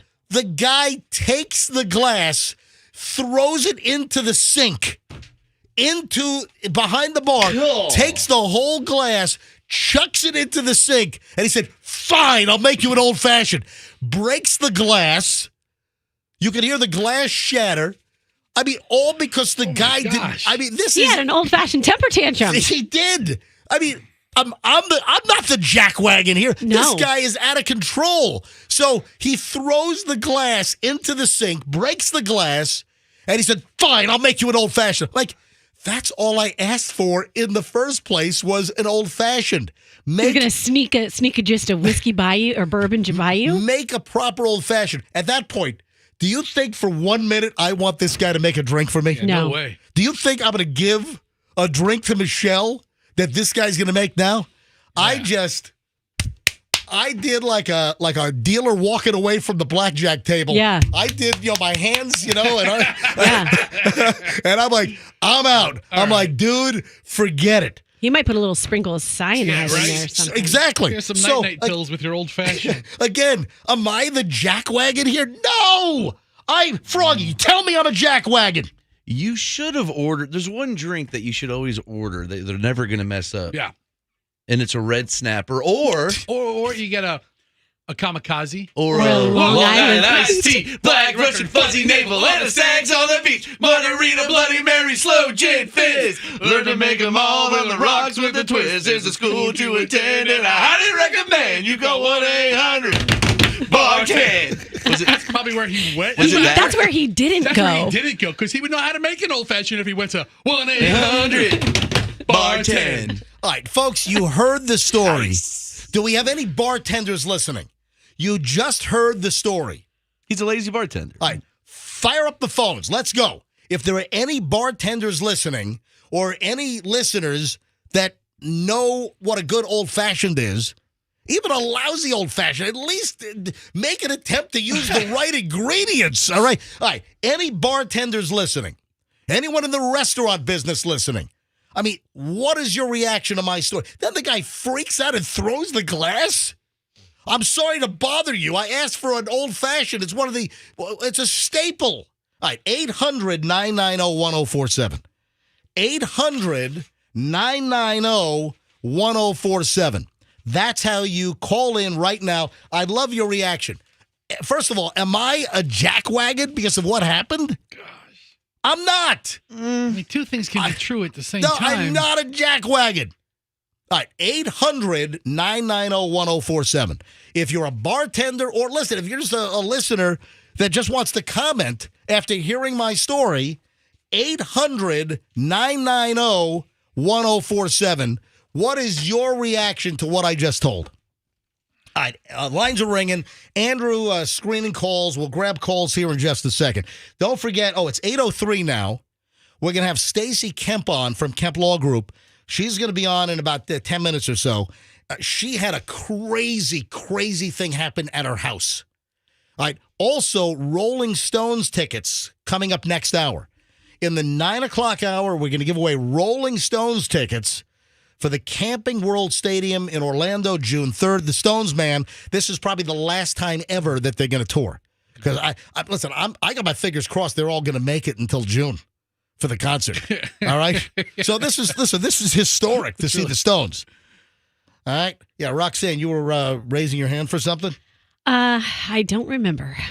Nice. I have no clue. That was 30 seconds ago. 30 seconds ago. Yes, when you were talking about upcoming guests, then we have another guest at 8:20 who has agreed to talk to us then about that little incident. Would you like to tease it? Yes. Tell our listeners why they should be listening at 8:20 as well. Exactly because who's coming up. You don't want this scam to happen to you. Yeah, Roxanne told me the story. This is someone that she knows and friend of a friend. A friend of a friend. Total scam at their house involving FedEx and a Rolex. Mm-hmm. This is a crazy story also. Got all kinds of nuttiness today. All right, let me grab phone calls here. Am I a jackwagon? 800, and because of the story I just told. That's not a generic question. Yeah, right. All right, 800-990-1047. Leslie in Tampa, you're on the MJ Morning Show. Hi, Leslie. Good morning. Are you a male? You're a male, Leslie. Yes, sir. Yeah, like Leslie Nielsen, one of the greatest of all time. That's the one I have to explain to people. Yeah. When they say, the only Nielsen I like. All right, go ahead. So, no, you're not a jackwagon. You take a glass, you put in a cherry, you put in an orange, you throw in the bitters, a little club soda, you muddle it up. Yeah. And that's the way you make tips.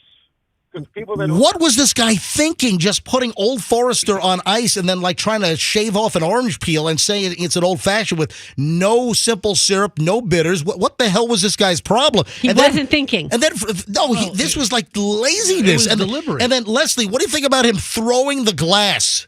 Now, you could tell right away when he didn't want to make the drink. He's not a professional. He's not in it for the pride of the job, no craft. He just did it to do the volume. All right, Leslie, thanks for the call. I appreciate you listening and phoning in. Mark, hey, Andrew, just a couple of calls on this one because we got to move on. We got a lot of stuff here today. It's a jammed up Thursday. Mark in Town and Country. Hi, Mark. Hey, MJ, how's it going? Going You're well. Not a jackwagon, not at all, man. I say that again. I stepped on you a little bit. I want that to be loud and clear. Yeah. What did you say? I said you are not a jackwagon, not one bit. That's like Maury Povich. You are not the father. I am not a jackwagon. Go ahead. Last guy had it right. You use sugar or simple, muddled fruit, usually a cherry and an orange. You go for the high-end Luxardo cherries like you mentioned. Yep. Then I add my bourbon. Then I add my rocks. I stir it, and I usually just give it a splash of club soda on top. Yeah. Oh, you can't forget the bitters. Yeah, you got to have listen, when I make an old-fashioned at home, I do it with rye. And I like an old-fashioned with rye. We have the big ice cubes that I make in the freezer at home. Yep. I've got the Luxardo cherries or the other competitor that comes in the white and blue ceramic jar. I make it right. I mean, I use two different bitters. I actually use a blend of Angostura and Regan's bitters, Right on, man. You're a crafty bartender, MJ. You know what you're doing. Thank you. Exactly. So I am not a jackwagon. Now, Mark. Not at all. Mark. You're a bartender right now? You're an active bartender? No, I manage Colony Grill in St. Pete, actually. All right. Look. Okay. Years. Yeah, Colony Grill, home of the famous Stamford, Connecticut bar pie. Yeah, an You old-fashioned. are the man. You're correct. Yeah, and we have our big Heroes run coming up. The Heroes 5K in St. Pete this weekend. Yeah, we've been talking about that. We had one of the owners in last week on Friday to talk about it. Or maybe it was Thursday. It was last week. It was Friday. And it was a Friday. So there's, again, they're doing the Heroes Hot Oil Run to benefit the St. Pete Police Fire and Rescue. And it's a 5K, a 10K, and a 1K walk. And then at 11:30 after the races, it's free beer and pizza at the Colony Grill in downtown St. Pete. Hey, Andrew, right. Andrew, you still have the link to sign up for the race on our website, right? Yeah, folks, if you want to sign up for the 5K or the 10K in downtown St. Pete, you can go to mjmorningshow.com and go to As Heard on the MJ Morning Show. So mjmorningshow.com, then go to As Heard on the MJ Morning Show, and then the link is there to sign up for the run. Mark, thanks for the call, buddy. Thanks for the plug, MJ. Have a great day. You bet. Listen, it's for St. Pete Fire and Rescue, for charity. So sign up for the Colony Grill, the first annual, this first ever hot oil run. One more call on this, and I got to move on. Lisa in St. Pete. Lisa, you're on the MJ Morning Show. Hi. Hey, MJ, first time caller. How are you? We are doing fine in here. Thank you. Yeah, wonderful. Listen, I'm not a bartender, but I do like to drink. I'm not an alcoholic, of course. Just want to point that out. That's what they all say. I love to make drinks, and I've made an old-fashioned plenty of times. It sounds to me like that bartender was just lazy, and he just wanted to make whatever just to get you out of the bar, just so he could make his money, basically. I think you're 100% right, and it didn't end well. This was just a lazy bartender. There was no reason for him to try to shortcut this thing, and it turned into an altercation. He throws the drink, breaks a glass. I mean, they should fire the guy. You know what? I just walked away. I didn't go to the front desk and complain and ask for the hotel manager. I just walked away, and then I walk up to the room, and Michelle's like, "Where's my old fashioned?" And I'm like, "Oh." Well, you know what it is most people won't complain. Most people will just take it and pay for it and drink it. That's right. I'm not going to do that. I watched the guy butcher and half-ass, lazy-ass this drink, and I'm not paying for that. It's a $16 drink. It's a $16. I mean, give me a freaking break. So exactly. Especially when you're paying for it. Yeah, I wouldn't have taken it either. Lisa, thanks for the call. I appreciate you checking in. Thanks for listening. You're welcome. And you guys have a good day. Thank you, Lisa. You too. You think the bartender was on something? Yeah, that's a good question. Did he? Because that erratic behavior at the end, I mean. He was irrational, erratic. I mean, what a stupid response. So I walk up to the room, and Michelle's like, "Where's my old fashioned?" And I got to tell Michelle what happened. And she starts humming a song. You know what song she starts humming?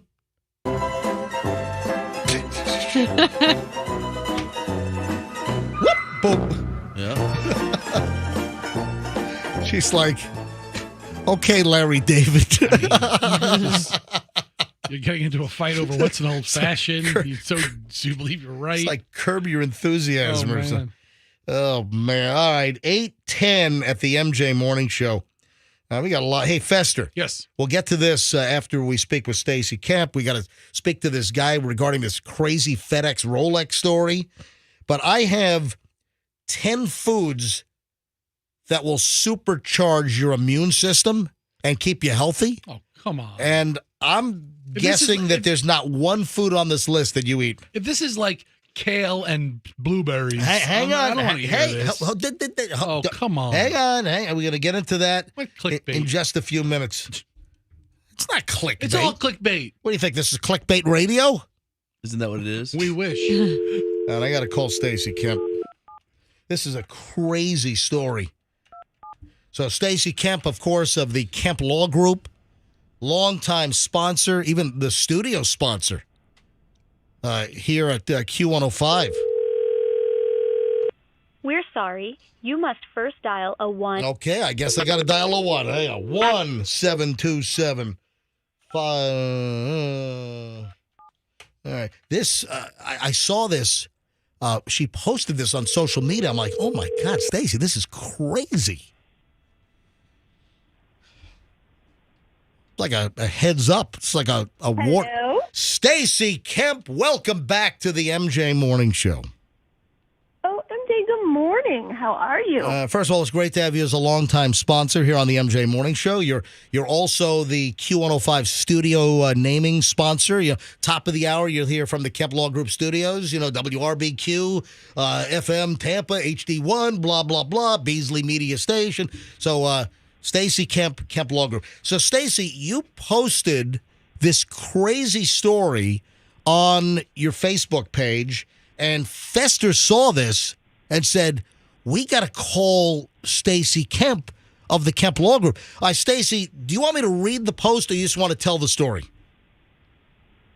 Oh, I'll just tell the story because it's really creepy. All right, go ahead. But it had like 70 shares, which is really good because when something happens, that's the best thing about social media. Yep. Is that we get to really share things with everyone and like warn people and tell people things that are really weird that you would never think would happen. So super helpful. But yeah, no, I was out of town. I was in California. I'm really glad I was out of town. And my Ring doorbell went off. I was like, what's that? So I opened it up. And there's just a lady just sitting on my porch. Hey, hanging out on my porch. Just not like Amazon, just a random person with sunglasses on and a gray hoodie. But I just watched her, and I was like, what is this lady doing on my porch? This is very, very odd. So she pushed your Ring doorbell or just the motion set your doorbell? No, just the motion. Gotcha, okay. Motion. She didn't even hit it. So you get an alert on your Ring app on your phone that something's going on at your front door, at the porch. So you go to your app and you're able to see the video of what's happening. And? Nothing's happening. She's just sitting there for like 10 minutes. So then I hit the talk button, and I said, hello. And she was like, oh, hi. I said, can I help you? She goes, yes, I'm just waiting on instructions. And I go, She's on your porch. She said she's waiting on instructions. Instructions, yeah. From So whom? I said, okay, well, what's your name? And she says, Monica Henderson. Monica Henderson. So I looked on my cameras, and there's like this silver Chrysler in my driveway. Yeah, I'm looking at the other photo that you posted from your cameras, and it looks like a silver, like a Chrysler 300. Yes, that's exactly what it was. So I said, okay, well, can you tell me what these instructions are? Yeah, why the hell are you on my porch? What are the instructions? And then? She says, I'm sorry. I can't talk to you about the instructions. I am waiting on my instructions. I said, okay. So then I said, well, we don't know who you are, and we don't have any instructions for you. So she got up and sat in her car for like 20 minutes and then left. In your driveway? Yeah, just sat there. And You're 3,500 miles away in California. Yeah. Well, not if you were 3,500 miles away, you'd be out in the Pacific. It's not quite 3,500. She's Northern California. Even then. All right. So what happens next? So Monica Henderson is sitting on your front porch, then in your driveway. She told you on your Ring doorbell camera while you're out in California that she's waiting on instructions. What happens next? so I called the guard, and I find out how she got in my gate because obviously we didn't let her in, and she told them some story, and they let her in. Why the hell did... So you're in a gated community? The guard let her in? Mm-hmm. Yeah. He's new. What was the story that the guard let her in? Well, I think he's I don't really totally know, but because he speaks Spanish, and it's hard to communicate with him. Okay. So I don't totally know what she said. All right, now, did she say she was going to your house specifically, or just tried to get into your community? Yeah, just try to get into my community. Gotcha. All right. Yeah. All right. Now it gets weird. All right, go ahead. Tell the rest of this. So it's not criminal. She didn't try to break in or anything like that, and I couldn't trespass her because I wasn't, I didn't have time to call the cops and get them here and all that stuff. Right. So I hired, I had an investigator, like a PI, go out and find her because we looked her up with her license plate. Yeah, listen, you're a personal injury attorney firm, and and other types of law, so you have your contacts with PIs. Right. Yep. So I asked one of the PIs we use, and I said, "Can you please go to this lady's house and find out why she was at my doorstep for 30 minutes and I've never seen her in my life?" And he said, "Absolutely." So he goes out to her house. Now, did you have the license plate number from the guard gate, or did your camera pick up the license plate number, and how was he able to track her down? Well, your license plate, I have we have systems. There's all kind of stuff where you can look up a license plate or even look up a car and a name and find where they live. Gotcha. All right, so the PI tracks this Monica Henderson down, and what happens next? He approaches her and asks her why she was at my house. And she was very unstable. And, oh, by the way, this PI is he goes into very dangerous situations because he's always, tracking people down to serve them, and people are hiding in different places. So he's not, typically scared. He said he was scared. She seemed very unstable, immensely unstable, psychotic, and she told him that she was on the show Riverdale and that the show Riverdale told her to come to my house. The TV show? Yes. So this woman, Monica tells the private investigator that Stacy sends that she's bring up the Facebook post again. That Riverdale. Hold on. Let me read what it says. It says that she was. You wrote she told the PI she was living in the show Riverdale, and the show Riverdale told her to go to your house. Yeah, she's living in some alternate universe that speaks to her and told her to come to my house, which I know my house is not in Riverdale, so I have no idea what she's talking about. Did somebody in Riverdale get injured and they needed representation? I've never seen the show. I've never seen it either. I was thinking about watching it just to see what it is she's trying to accomplish that's on the show, maybe. But I've heard not so good things, so that can't be good. Yeah, so Riverdale, I think Chloe, my daughter, I think that she's watched Riverdale. So I just went to Wikipedia, and listen, I've heard of the show. I don't think I've ever seen it. Riverdale is an American television series based on the characters of Archie comics. The series was adapted for the CW by Archie Comics chief creative officer, produced by Warner Brothers Television and CBS Studios. In 2015, development for the project moved to the CW. I guess Fox was originally going to do it. But it's geared toward teens, right? It's a high school type drama. A teen drama mystery is the genre. And 7 seasons, 137 episodes. Wow. So I guess the thing is still on. I think it is. But she's Oh, no.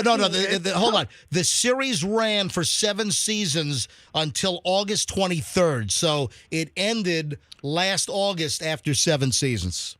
Oh.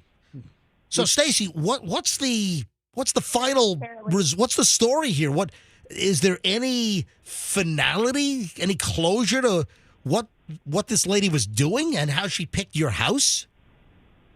No, but the good thing is I'm moving soon. I'm very grateful for that. I have no idea. I really have no idea. It's a mystery. I don't know anyone that knows her. I don't have any social media people in common with her. I have no idea. It is very creepy.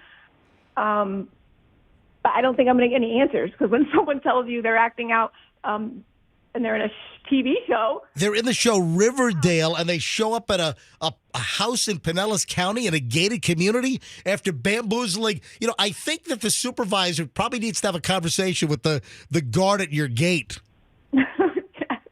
Well, like I said, I am moving, okay? Yeah. So but it's very unnerving, when you have no idea why someone is at your house and that's their explanation. And that's all you know. And you know what?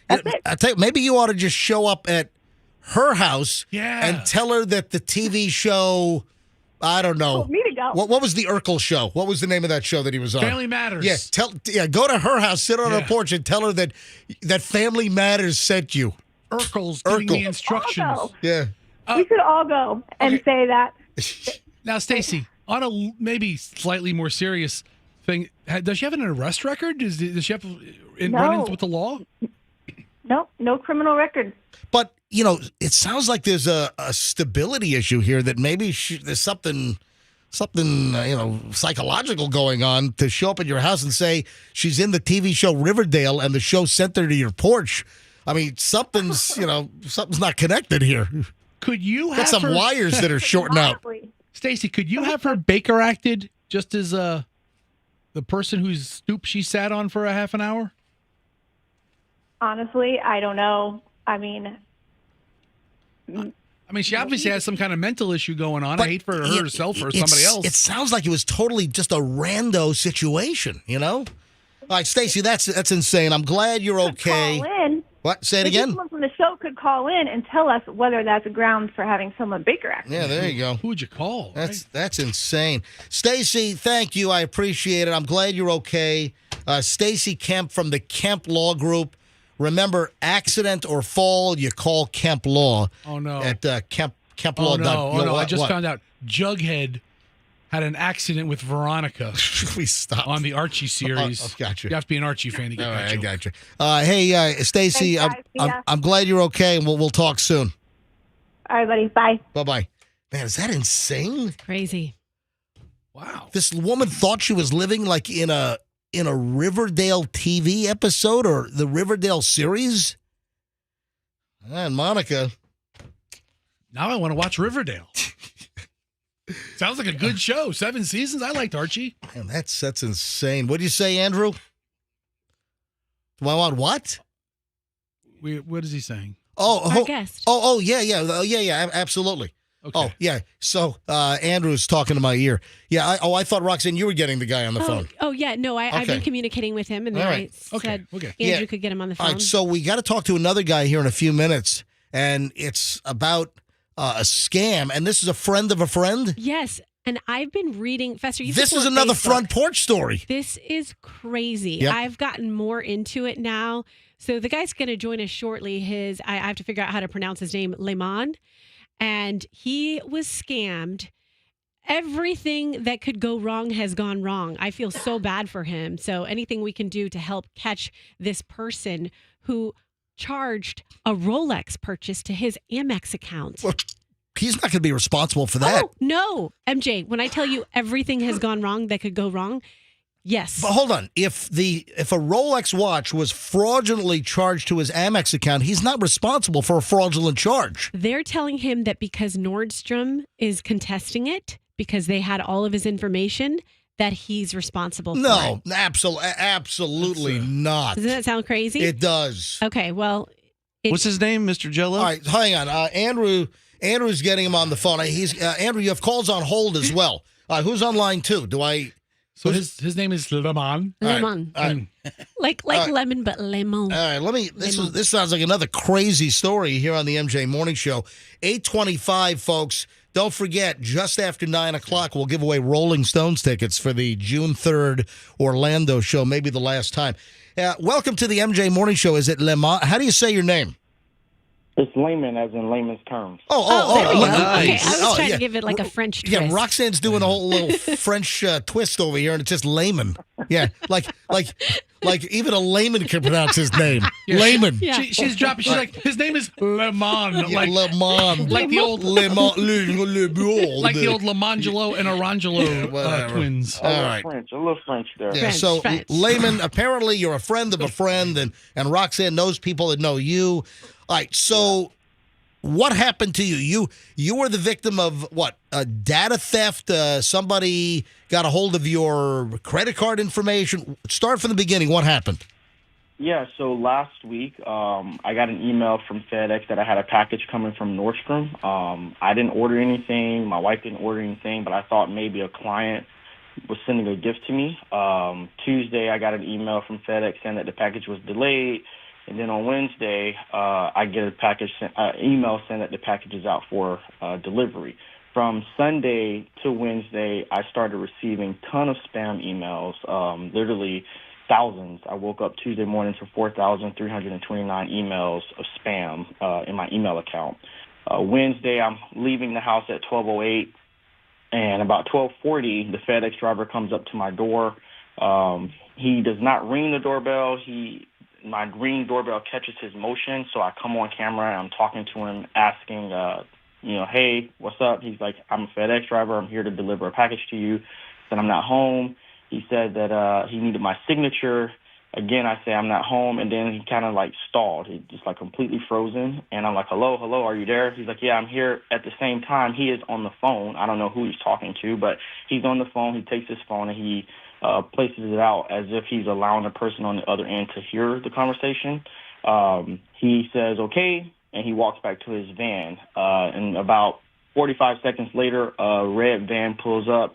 A girl gets out the van, walks up to his van. He confirms my last name to the individual, gives her the package, and she hops back in the van and rides off. At the time, I didn't know exactly what it was. I just knew it was a package from Nordstrom. A friend of mine said, hey, you need to check your bank account. I checked my bank account, nothing. I checked my credit card account, and there was a charge for $9,620 from Nordstrom on my credit card. So I'm like, what the heck? I called Nordstrom. Nordstrom tells me that someone ordered a Rolex watch, and I'm assuming that someone was that young lady who met the FedEx driver in front of my house. That's pretty much it in a nutshell, man. Yeah. Wow. So somebody grabbed the package waiting at your address. So they used your credit card, your address, so everything checked out, and then they intercepted the package at your house. Correct. They intercepted, or did the driver give them the package? That's what I'm saying. Wow. Right. First of all, I got a question. Nordstrom. I don't think Nordstrom's a Rolex dealer. That's. Yeah, it was a pre-owned Rolex. It's like that's right. Doesn't Nordstrom own like a company like The Real or what? Yeah. I typed in Rolex and Nordstrom, and they pulled up a bunch of pre-owned. Here's a Submariner automatic. For $26,000. Wow! There's a bunch of Rolexes. All right, so if you were a victim of fraud, right? American Express. So this was on your Amex card. Correct. So I never got a notification from MX. I never even received something about potential fraud, like, hey, like someone is using your card. Obviously, they didn't have the physical card because I had the card, so it was done online. But there was never anything from American Express saying, like, hey, a notification, like, did you approve this? Like, I've never spent $9,000 on a card at one time. Yeah, listen, that should have triggered something. That should have triggered a fraud alert. Listen, American Express, their computers are very advanced, and they have a very intricate system for fraud detection. And for instance, they can tell that I'm in Tampa or I've been in New York, and I'll get a call, I'll get text. I mean, my phone lights up. American Express texting fraud alert. My email goes off. I get an actual physical phone call. And that happened let me tell you what happened to me with American Express. And I've had a couple of attempts at fraud where they had to shut off my card, cancel my card, and then FedEx me a new one because my data was stolen somehow. I was in Manhattan about, 5-6 years ago, whatever. And we were looking, where were we? We were looking, I think we were looking at an apartment. And my phone goes off. All these American Express frauds go off on my phone.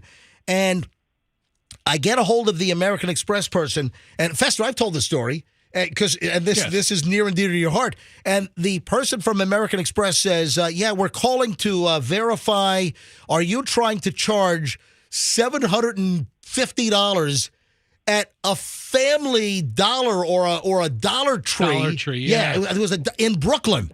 I'm like, no, I'm not trying to buy $750 at Dollar Tree in Brooklyn. But they detected that, first of all, $750 charge at Dollar Tree, and then the fact that I've never shopped at Dollar Tree. Maybe I brought the kids there once, but they were able to detect it. And then another time, I can't remember where I was, but somehow the fraud alert got triggered. Somebody was trying to fill up their car at a gas station in Orlando with my American Express card, and it wasn't me. And they also knew that it was a potential fraud. And, those are 2 times they had to shut my car down that my data was stolen. And I'm telling you right now, I don't have many disputes with merchants, but American Express, Layman, they have always stood behind any complaint I have. I've always had a satisfactory resolution. So what happens when you call American Express and tell them this is a fraud? They should be the first thing they should do is they should take the charge off your account while the investigation is pending. Right. So I called American Express. They told me they were going to take the charge off, obviously, with the dispute. That was last Wednesday. Then Thursday, Nordstrom sent them like a file showing the IP address, showing that the purchase was legit because they had my name, my email address, cell phone number. They had but the IP address where the order was placed, was it your IP address? No, it wasn't mine. But obviously, I'm Firefox, I'm assuming that in there, it was on Firefox, which I don't even have Firefox. Well, Firefox is a browser, right? But I wanted to lead him. He doesn't even have Firefox. Firefox is a browser like Chrome or Internet Explorer or whatever they call it now. But so where was the IP? Where did the IP lead back? It shows in their document, a lot of the stuff is blacked out, but it shows that it was Griffin, Georgia. So I'm assuming they were probably using a VPN. Yep. Because the car that came here, we got the license plate, but the car that came here is registered to someone in Kissimmee. So, they came all the way here from Kissimmee, and we also believe that the car is registered to an Uber driver because the girl got out of the back seat of the car. She was wearing a wig, and she's also wearing $45,000 in Cartier bracelets, a Chanel purse, a Rolex watch herself. This is what she does on a normal day basis. Oh my God! I mean, this is like a red alert warning. Mm-hmm. And I've heard of these rackets. Also, Layman, there have also been stories we've talked about where people will ship drugs, marijuana, cocaine, whatever. They'll ship drugs, UPS or FedEx, to an address that's not theirs because they don't want to be busted if things go south. And they'll go to the house where the drugs are being shipped to, and it's a completely unsuspecting, innocent individual. And their house is being used as like a mule address. And, there have been people that have been arrested, or the cops show up because a package was intercepted to their house and it wasn't them. Somebody had just sent the drugs to a house where someone was supposed to be there to get the package from the FedEx driver. And it's happened with drugs before. Layman, I want to tell you, we want to, obviously make people aware of that stuff like this happens, but we really want to help you catch this person, right? So we want to get the word out. We need any information from you that we can share with our listeners. But beyond that, I'm very confused by this video that I've watched, and I know you are too. Is this normal FedEx driver behavior? And maybe, right? So MJ has not seen the video, but I would like for you to describe it to him. Well, I've watched it numerous times. She is parked on the other side of the street, not even at your home, and walks around to him. And So go ahead. I'm assuming, Layman, that the FedEx package was signature required, right? Correct. So, there's 2 vantage points. One video that I haven't completely posted that shows from the time that he enters our street from one of my neighbor's cameras to the time that he leaves our street. When he enters the street, he is at my house, and before he even opens the door, he's sitting in my driveway for a minute and 30 seconds. Finally, he opens his van door. He sits for another 30 seconds. He gets out of the van, then he comes up, and then this is where the motion of my Ring camera catches him. Look at this, another Ring story, just like Stacy Kemp a few minutes ago. Mm-hmm. Yep, go ahead. Yeah, he doesn't ring my doorbell. If you're here to deliver a package for me, I would assume that you would ring the doorbell to alert the customer that you're here. He doesn't ring the doorbell. He places the package on the ground, takes a picture of it. I don't know what he does on his tablet, but he's also on the phone at the same time. He picks that package up, and he says, "Am I on the right freaking street?" Okay, like you work for FedEx. I would assume you all have the best GPS system to know that you are at the delivery. Right. Was it FedEx Ground or was it FedEx Express? No, it's FedEx Air. Like it's FedEx Express. Yeah, Express. Yeah. Lamont, So also the Yeah, instructions. those are company employees also. Like FedEx Ground, Right. Those are contractors typically around the country, whereas Express, those are actual FedEx employees too. The delivery instructions could have been, don't ring the doorbell. Somebody will meet you outside. Yeah, I don't think. Who knows? Different instructions. He's out there kind of confused. Who knows what he had on his side? Layman, where do you live? What part of town? I'm in Riverview. All right. Have you contacted the Hillsborough County Sheriff's Office? Yeah, so I contacted the Sheriff's Department last Wednesday, but I've yet to hear from them if this has been moved to like a different department, who has the case or anything like that. I haven't heard from the Sheriff's Department. Yeah, the first thing that they're probably going to tell you is to, go through American Express first. But I can't believe, Layman, that you're going to be responsible for that charge. It's clearly a fraudulent charge. So whatever you do not get bullied into paying that. American Express. Oh, absolutely. American Express needs to stand behind you on this. Yeah, I'm like everything is on camera. Like Roxanne was saying, the girl comes flying down the street. She parks 3 houses down from mine on the opposite side of the street. She runs across the street. You can see him in the video, like motioning towards the girl to hurry up and come. She walks up and she's like, "I'm sorry, I just turned my phone on." He says, something to her, and then he goes, he says my last name to her, gives her the package. She says, "Thank you." And then she verifies for him my name by saying my first name, and she walks back across the street. Well, she runs across the street, gets in the van, and then they take off. She didn't pull into my driveway or anything of that nature, but he didn't even ask for ID. He didn't ask for signature, and there was a signature that was made. Like there's like some scribble that someone made. It wasn't her, so who made the signature? Yeah. Again, it's just everything just looks really sketchy with him because he asked multiple times, like on camera, "Am I on the right street?" Wow. Listen, Layman, the bottom line is keep us up to speed on this. Let us know what's happening. American Express is your conduit. You obviously contested. You tell them this is an absolute fraud. Your card was stolen. I'm sure they shut off your card and sent you a new one, right? Yeah, they sent. I had a new one Friday. So Yep, there you go. All right, listen, American Express should stand behind you on this, and if they don't, get a hold of us, okay? I appreciate you guys. Thanks so much. Layman, good luck with Layman, everything. thanks. Thank you for your time. But, this is a warning that people need to be aware of, that these rackets are being perpetrated where people are stealing, credit card data, ordering expensive items, having them shipped to a dummy address that's not theirs to go pick up the package. So they're not, because the last thing a thief is going to do is going to have the stolen merch on a fraudulent credit card purchase sent to their real house. They're using like a proxy address, and this happens all the time. And here's a friend of Roxanne's, Layman, that we just had on, that just was, embroiled and wrapped up into this elaborate racket. And he's no expert about this. I mean, he's just a layman. Oh, yeah. Nice. Just a layman, Fez. You're 100% right. Wow. All right. That's crazy stories today. Just nuts. Hey, speaking of craziness, Fester, I got to get into the foods you ought to be eating. No, I bet you I could guess almost all of them. First, though, Fester is still pushing me and Michelle to watch Love is Blind Season 6 on Netflix. Oh, my God. It's so good. You guys should binge it this weekend. MJ, it is crazy.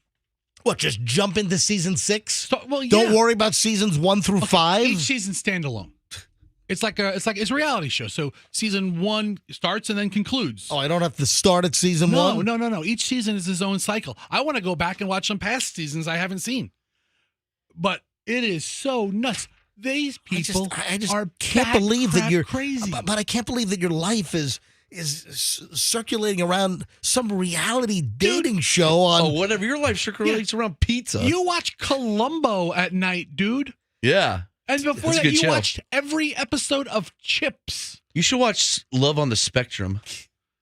Chloe I walk in yesterday, 2 days ago. Chloe's watching that. Yeah. Low on the Yeah, spectrum. people love it. Yeah, It's I crazy. thought that was exploitative. Actually, It is. that's what I'm like. What is going on here? It's They sign horrible. up for it. I mean, but MJ, I saw some episode with like autistic speed dating. I'm like, this That's is yeah. yeah, and I'm like, you know what, Chloe, this is not right. This is like exploitative. And the guy's like, "Are you into nature?" And she's like, "I've never really thought about that. Let me think about that." And that was like the date. Great. So Fester's pushing me and Michelle to watch Love is Blind season 6. What is so crazy about this? You're a grown mid-40s dude, 350 pounds, and you're just sitting around watching dating shows on Netflix? I'll give you one word. What? Chelsea. Okay, Chelsea. Oh, geez. You know, it's funny. I have a very credible person, more credible than you, Fester, who told me to watch Love is Blind. I trust her TV. It's so TV good. She said season 6 is everything. She Yeah, said, don't even 6. worry about the other. Don't even worry about the other seasons. Oh. Just season 6. Season 6 is the best one. So they're not blind people. I asked that yesterday. I don't remember. they're not blind. They don't have any kind of handicaps as far So as what's their the abilities. blind come in? Where's When that? they- Because when they communicate with the people who they're going to date, they never see their faces. They just get to know their soul. All right, Right. Fester, Ew. I'm just not a reality TV guy. I burned out on reality television like after a couple of seasons of Survivor. After You the know, back- mole. What? Which one? The mole. Dude, The I watched Mole. old episodes of The Mole with Anderson Cooper as the host. Those were so good. MJ, listen, give it a couple hours this weekend. Just take it in. I bet you Chloe would be totally down for it. There's so many other good shows on normal TV, like Seven Little Johnstons. You ever seen that? It's about the 7 of the ugliest midgets ever. I stopped watching midget shows. Now, Little I mean, People, Big World. So yeah, I had to stop that. What was the one with like the midget women? You know, I- MJ, this you might know about this. On Little People, Big World, the kid was a midget and he married a normal woman, right? But then they had 3 midget babies. It's DNA, it's genetics. But shouldn't they have at least one normal one? I mean, it's the odds. I mean, it's How did the midget DNA work? Can I You're move? about to get a letter from LPA. Dude. Exactly. Sorry. Yeah, can I I? love midgets. I have friend midgets. Can I please move on That's here? the worst All right, defense. Fester, Yeah. while you're eating Yes. and watching TV, why don't you make sure you're eating the right stuff while stuck to your couch? I'll tell you right watching reality television. Is peanut butter cup Ben and Jerry's on that list? Because that's what it was last time. And believe it or not, I've got a tie in here because you know the stories where somebody melts into the couch? Oh, I love those. Yeah, well, I got a little update to one of those stories. Didn't you turn into a couch or something, Froggy? Fester. Yes. 10 foods that will supercharge your immune system. And I'm concerned because you haven't been the healthiest individual lately. You've taken days off. You've been hospitalized. So, maybe change your diet from beef jerky and soft drinks. And candy. And yeah. And Oh, speaking of soft drinks, your little racket where you've got a fast food cup from every fast food restaurant in his trunk. Right. So, folks, this is one of Fester's rackets. He's got a fast food cup for virtually every fast food restaurant in his trunk. So when he's driving by and he's thirsty, he just pulls in, walks in, he has the appropriate cup, and just walks up to the self-serve fountain. Now, guess what? What? A listener, God, where was this? And, I meant to mention this, I think last week. A listener sent me a picture of a fast food restaurant where there's a scanner now at the self-service drink fountain in the dining room. You have to take your receipt that has a barcode and scan it at a little pedestal, and that activates the drink machine. So you can't just walk in. You have to have a receipt, a valid receipt from that day to scan, and then that turns on the drink machine. What high-tech place is this? Stay away from there. Yeah. God, where was this?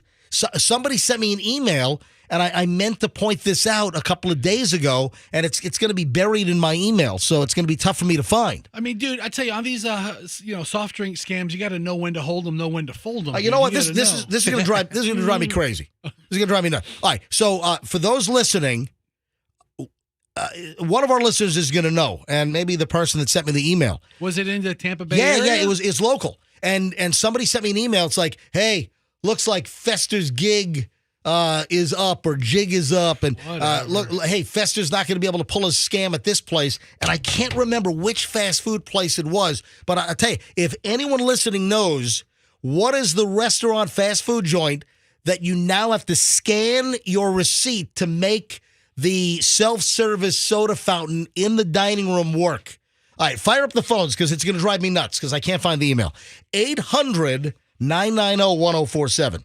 800-990-1047. Look, every line just I just got boom. I got a DM. I know what it is. All right, let me take some calls. So hold on to that.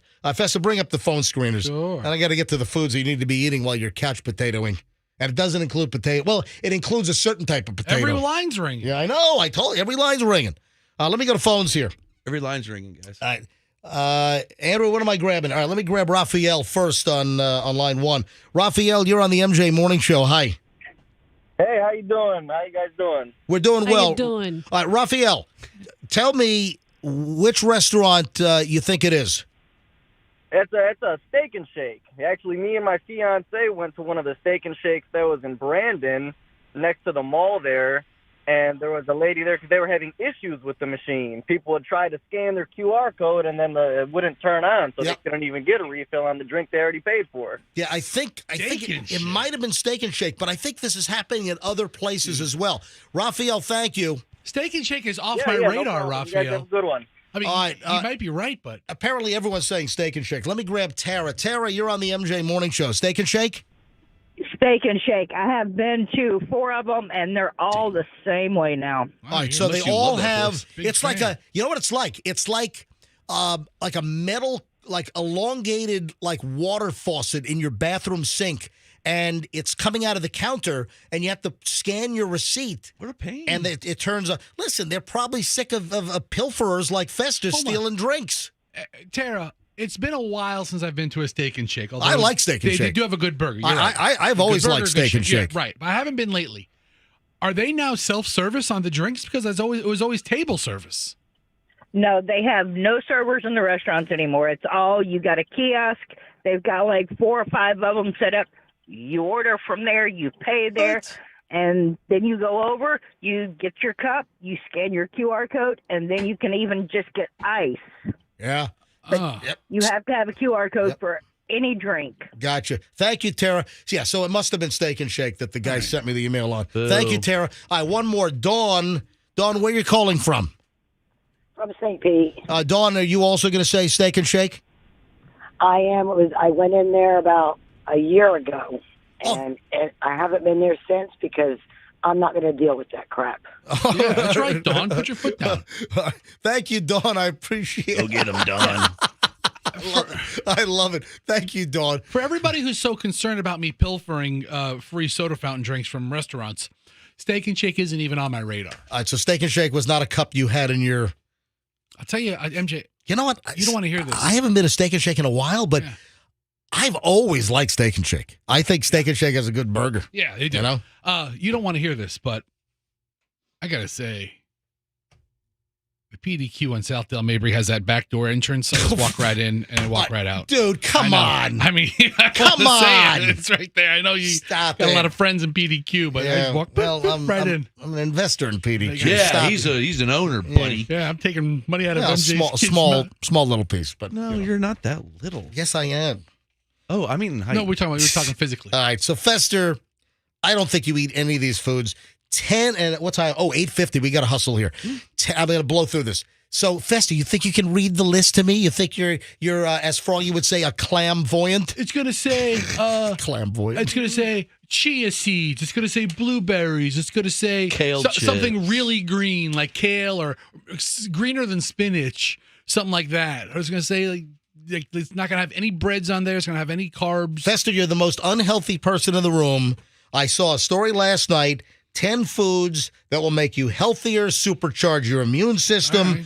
Number 1, mushrooms. Number 2, sweet potatoes. Eat some shrooms. I'm telling you right now, get the purple sweet potatoes. The Okinawa sweet potatoes, those are the bomb. I'll get right on you don't eat almonds. All this, you don't eat any of this stuff. No. Yogurt. When's the last time you had a yogurt with active, bacteria, probiotics? I got your bacteria. Active cultures. I ate a lot of yogurt. All right. Yeah, exactly. And a lot of almonds. Leafy greens. See? Yes. I told you. Spinach. When's the last time you had spinach? Yeah. Mixed with cream cheese as a dip. Great. Tea. Cabbage is on the list. Garlic. Garlic might be the only thing that you consume here when it's involved in like some kind of a spicy meatball or something. I add it to a recipe. Yeah. Okay. Barley and oats. When's the last time you had a nice bowl of oatmeal? I'm not talking about the instant packet that's more sugar than oats. You need steel cut oats. Do I? What's the best kind? Really? I like the oat bran. I go with oat bran. Oh, that'll clean you right up. Oat bran is my favorite. All right, so Fester, just here. Let me hand you the list. Just start eating some of this stuff and get yourself healthier. Yeah, I had a sweet potato like a month ago with extra butter and of course. Cinnamon on it. And motor oil, I'm sure. All right, 8:52. What? 8:52 at the MJ Morning Show. Man, I got a pile of celebrity stuff. There's a John Travolta story that has not really made the rounds yet, but it's making the rounds in the aviation community about John Travolta getting scammed. John Travolta's in town tonight because of the film festival as well. All right, hold on. We're back in a second. We'll start right off with the John Travolta story. And John lives up in Ocala, right? And he's in town tonight for the film festival. Hold on. Get into all this and more next on the MJ Morning Show. Oh, and Rolling Stones tickets on the way in the next hour. So we're about to start the 9 o'clock hour. Rolling Stones tickets for the show June 3rd could be yours in just a bit. So stand by.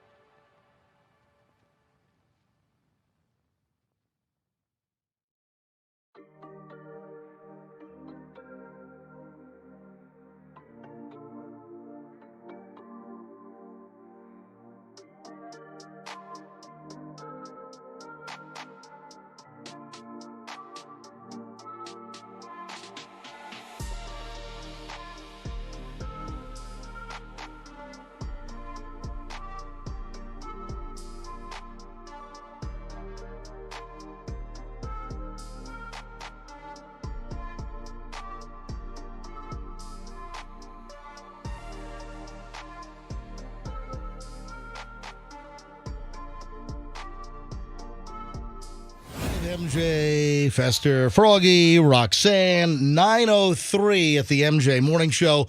We're now in the 9 o'clock hour. That means that sometime this hour, we're going to give away the Rolling Stones tickets. I got to say that this is probably, the last time you're going to have a chance to see the Rolling Stones. I mean, my fingers are crossed they all make it until June. But listen, this is a hot show. This is legendary. This is historic.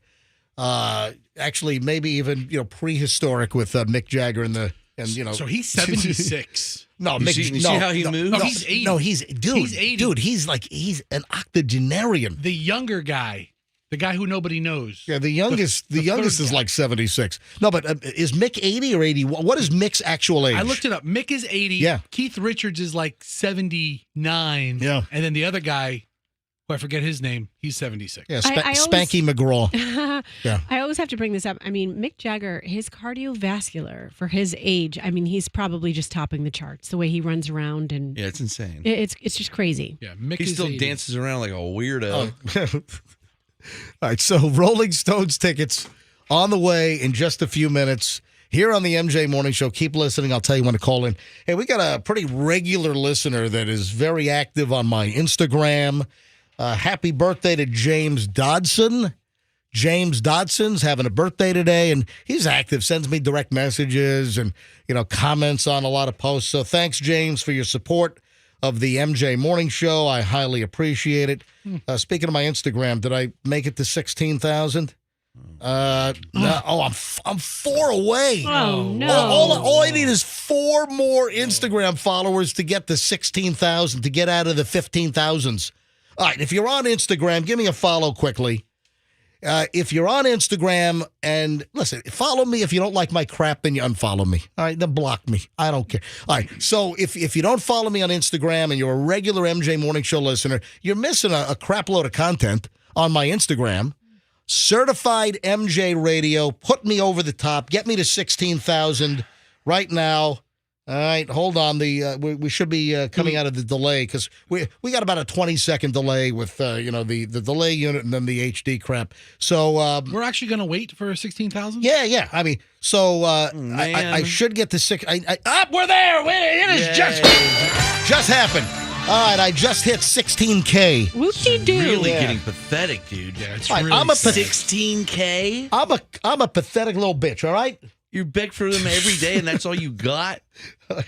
You should go to mine, Froggy MJ Show, and get the real content. Yeah, what do you at have, least 1,700? 2,500. Yeah, well, pretty but close. At least I put up clips from the show, unlike you. Put up clips of pizza and rice. Dude, I've got great content. Not as good as mine. Anyway, so happy birthday to James Dodson, regular Instagram and MJ Morning Show follower. We highly appreciate it. Fester, you just got a text or... Yes. Yep. This is great. So Fester, his cell phone number, everyone knows because Froggy's been giving it out for years. Yeah, 813. If you're writing it down, here we go. I'll give you a chance to get a pen. Okay. 813-310-8444. Call him now. That's Fester. So, Fester, you left your phone in the office. You went to get the phone during the last break, and you had like 50 text messages? Yeah, it was 54 text messages. Right, and one of them from Fred in Dade City. Yeah. Why does MJ's headphones look like they are from a 1980s hearing test machine? They do. Put up your right hand when you hear the beep. Yep. And Fred is totally right. They do. Or they look like those DC pilot, headphones. Now, listen. That's why his neck is so thick. All the years of wearing those gigantic headphones. I can't get it because I love the dynamic audio quality. This is I wear the KOS Pro 4 AA. You can buy them on Amazon for like probably $68 right now. Hang on, let me check. Oh, please. These headphones were designed, they came out in the early 1970s, and still, I can't use another headphone. I've been using these headphones since I started in radio when I was 16 years old in 1982. And I've been wearing the same headphones. They still make them on Amazon. So on the KOS website, they're $114.99. If you bought them from KOS. From KOS. But if you go to Amazon and you type in Pro 4 AA KOS, I think they're like $69. Yeah, $69.99. So you can get it for $70 on Amazon. The KOS Pro 4 AA. What was the listener's name? Fred in Dade City. Fred, go get a pair of these headphones and just wear them to Target. You'll love them. Fred, go screw, buddy. No, Fred's right. Stop. All right, the John Travolta story. So John Travolta, who I like. I've always liked John Travolta. He's so handsome since he got rid of the hair. listen, John Travolta, I've always liked the dude. Remember after like Saturday Night Fever and the disco era and after Welcome, remember he had a dry spell where he couldn't get arrested for years? And do you know the movie that brought him back? Yeah, it was Pulp Fiction. Yeah. Oh, Yeah. Everybody kind of knows the movie that brought him I back. thought it was Tu Wong Fu. He wasn't in that. Oh, no. It was Wesley That was Snipes. Patrick Swayze. Patrick Swayze. Oops. Yeah, and John Leguizamo. And Wesley Snipes. That's a good movie. And Catwoman. What her name is? To Julie. What is Newman? it? Yeah, no, Julie Newmar? Newmar, yeah. All right. So John Travolta is in town tonight, who I think is fantastic. Sandy. I've always liked John Travolta. He's going to be in town at the Gasparilla Film Festival. So John Travolta is going to be introducing his movie tonight at the Gasparilla Film Festival, which is going to kick off. It's at the Tampa Theater downtown. Pastor, get us in. You did a movie with him. He and I are co-stars from the Punisher movie. Yeah, Yes. Fester was an extra in Punisher when it was filmed in downtown Tampa. Well, his fat rolls were the back of his neck. You saw the back of Fester's head with his pack of hot dogs back there. I mean, it's in the casino scene. It's like ballpark Franks. They pull up when you cook them. Every ham and egger in Tampa was in that dumb movie. I wasn't. Not they everyone. asked you to, I'm sure. Not everyone. All right. So John Travolta is going to be at the Tampa Theater downtown with his movie Cash Out tonight at like 6:30. And I heard from one of the organizers that there are still like 100 tickets left. So John Travolta is going to introduce. He's going to do a Q&A with the audience. So if you want to like be in a cool theater, the Tampa Theater, the historic Tampa Theater downtown, if you want to be in with John Travolta tonight at 6:30, you better hurry. There are only 100 tickets left. So do a search for the Gasparilla Film Festival. I was saying do a search, but Andrew just said go to tampatheater.org. tampatheater.org, and you can snag, I guess, your tickets for tonight for the opening of the Gasparilla Film Festival. And John Travolta will be there tonight at 6:30. Oh, you know who's in it with him? Introducing. He's doing a Q&A. Oh, wow. Yeah, who else? Kristen Davis from yeah. Sex and the City. Oh, yeah. Look at that. I want to enter my movie. How do I enter my movie? What's your movie I called? can hook you up with the organizers of the Gasparilla Film Festival. Armpit Killer, the guys who armpit kills people. What the hell is Armpit Killer? What? I'm gonna make it with Julian. It's a movie about a guy's armpit that eats people. My kid's a freshman at NYU. He's got a couple of years before he's going to make your crappy movie. I'm gonna make a short film. All right, I got to read you the John Travolta story here. So, who sent this to me? Mario. Mario said that this is like a big story in the private jet pilot community. And because, listen, John Travolta's into all kinds of aviation stuff. Does he still have his old Qantas Boeing 707? His house has like 3 airplane hangars. Yeah, no, and he's in that fly-in, that aviation community up in Ocala. And here's the deal. There's a story, there are a couple of stories about John Travolta getting ripped off. This is awful. Florida case alleges aviation fuel pricing fraud against Travolta. Pilots allegedly embezzled nearly $800,000 from Travolta business. This story came out yesterday. The Marion County Sheriff's Office in Florida arrested a man and is searching for a second for allegedly using an aviation fuel pricing scheme to embezzle nearly $800,000 from a company led by actor John Travolta, Jean-Paul Lacruz Romero, a pilot who was arrested, and a fellow pilot, Jordan Corsi, who is still at large, are suspected of defrauding Travolta's Constellation Productions business out of about $785,000 from a period between October 21 to July of last year. Damn. Both pilots were employed by Constellation and issued company credit cards to purchase fuel and other expenses, according to the police report. A coworker contacted the police after he became concerned about how much the business was paying for fuel. And then an examination revealed that the pilots used their company card to purchase fuel until October 21.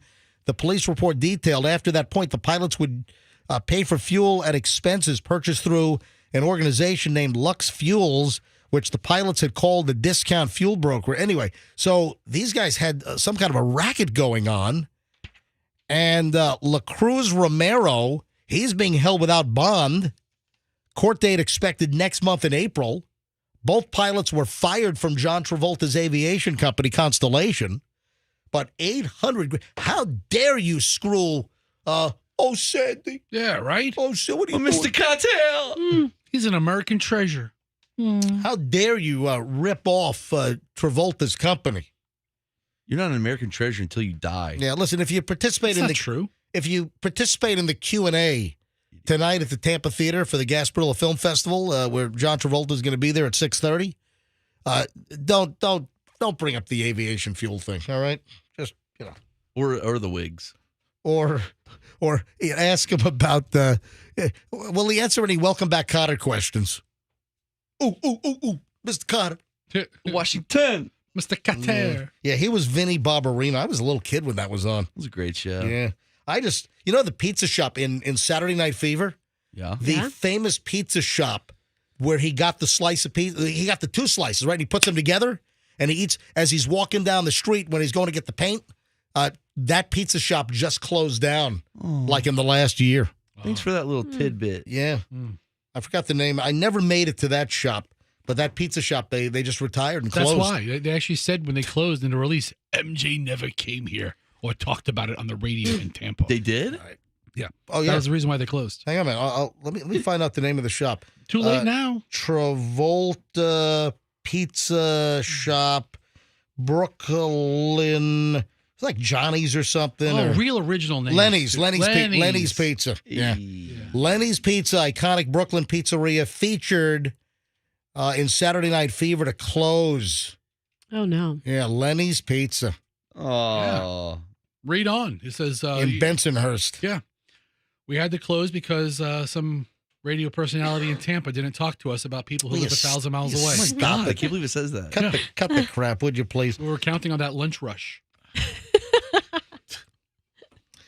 Rolling Stones tickets on the way in just a bit here on the MJ Morning Show. You guys think you're comedians over there, don't you? You know why the Stones can't play the Sphere?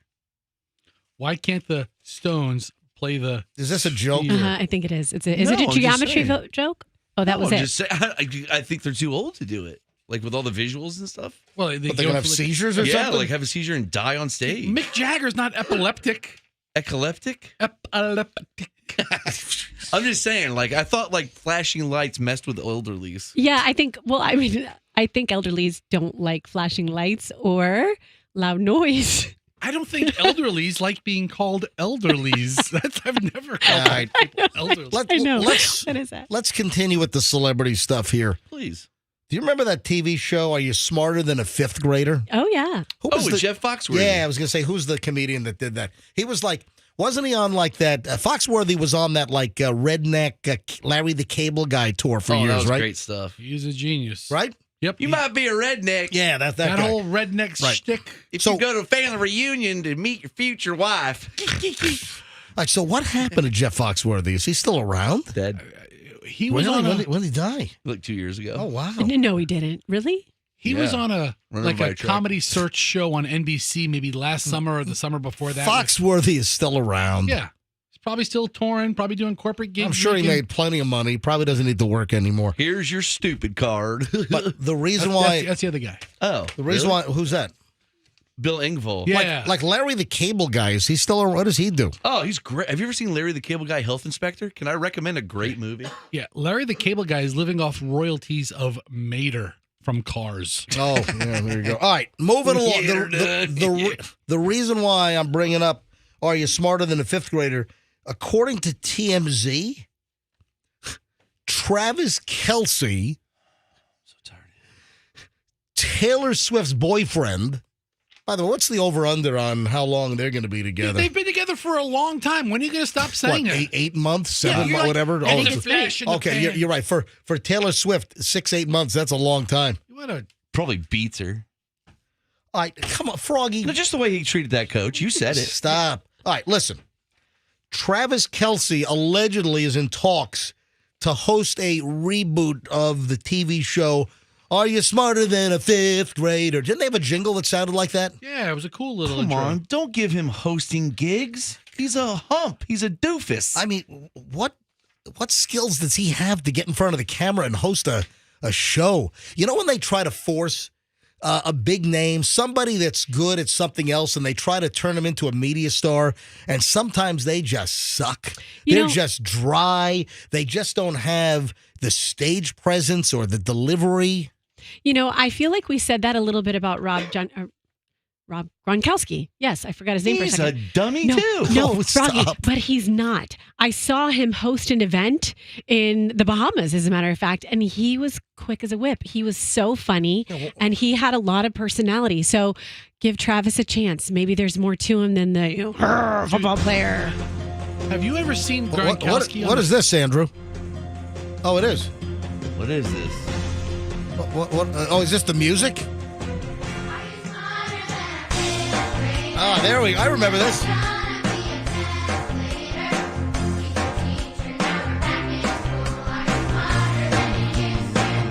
It's a catchy little jingle.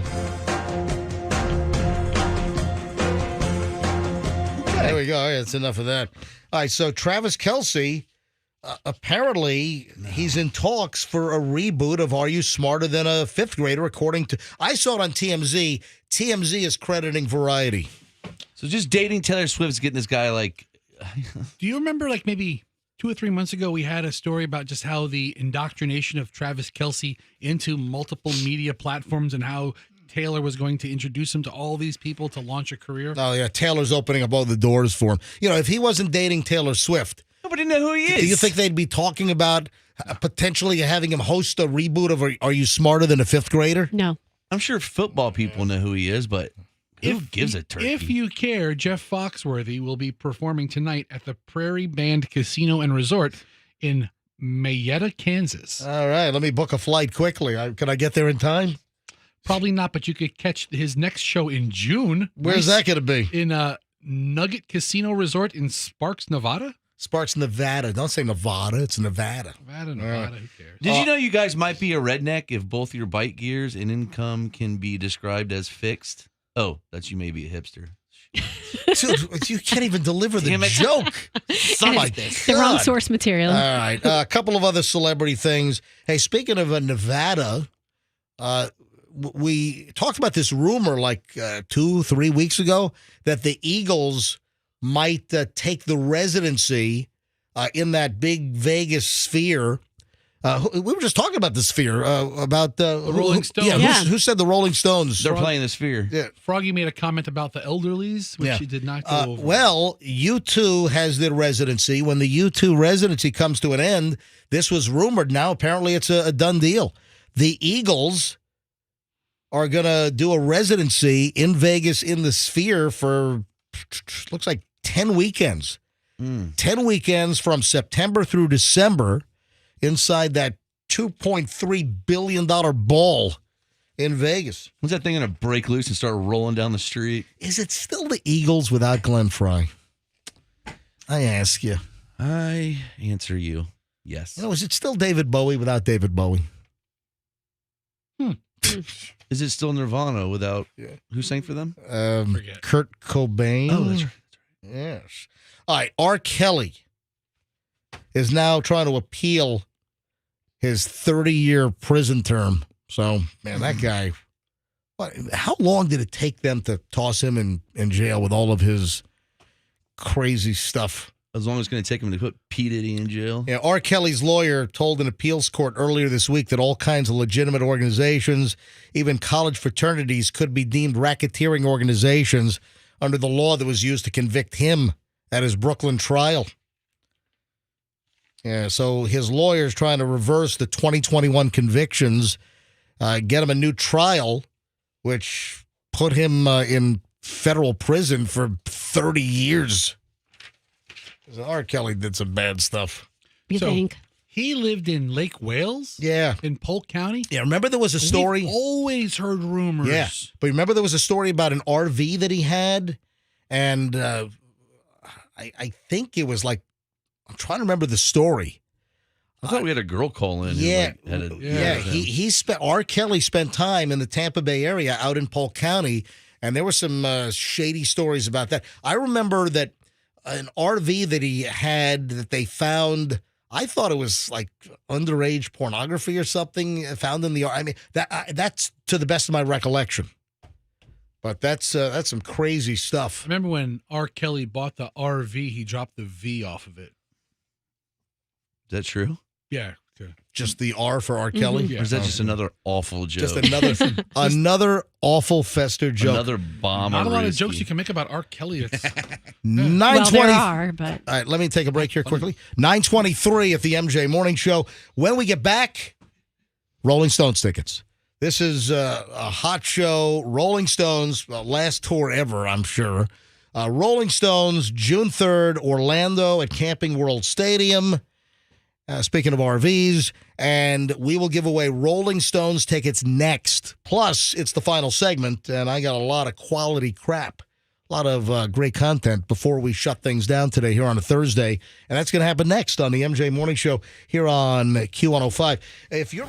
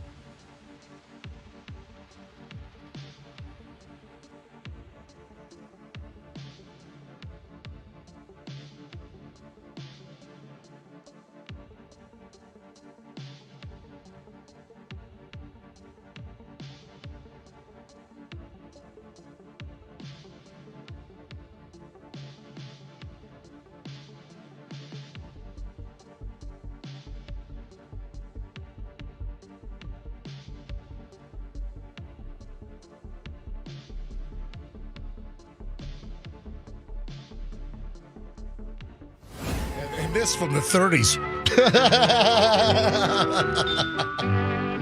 Oh, rhyme and reason, folks. There's a reason why I do just about everything. Man,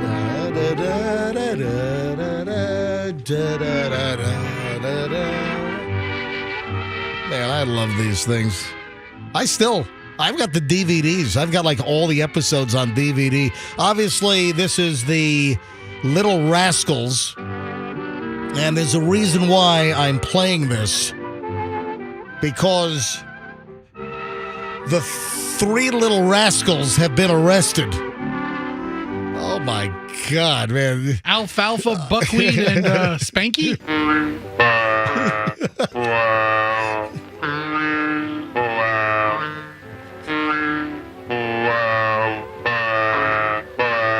Three kids, 11, 12, and 16, dubbed the Little Rascals, were arrested for knocking off a Wells Fargo bank in Houston. Oh, my God. What the hell? 11, 12, and 16? And they're robbing banks? Was Darla driving the getaway car? I couldn't think of the girl. Darla was the wheelman. Yeah. Yeah. My let's get out of here, Darla!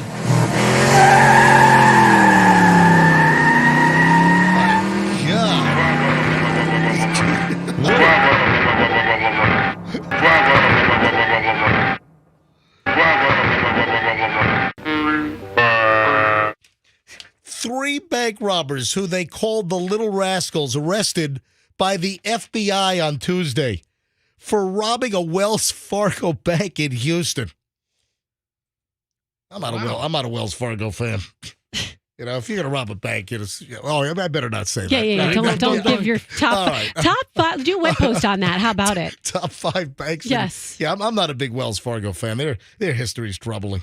Anyway, so the three boys aged 11, 12, and 16 charged with robbery by the FBI field office in Houston.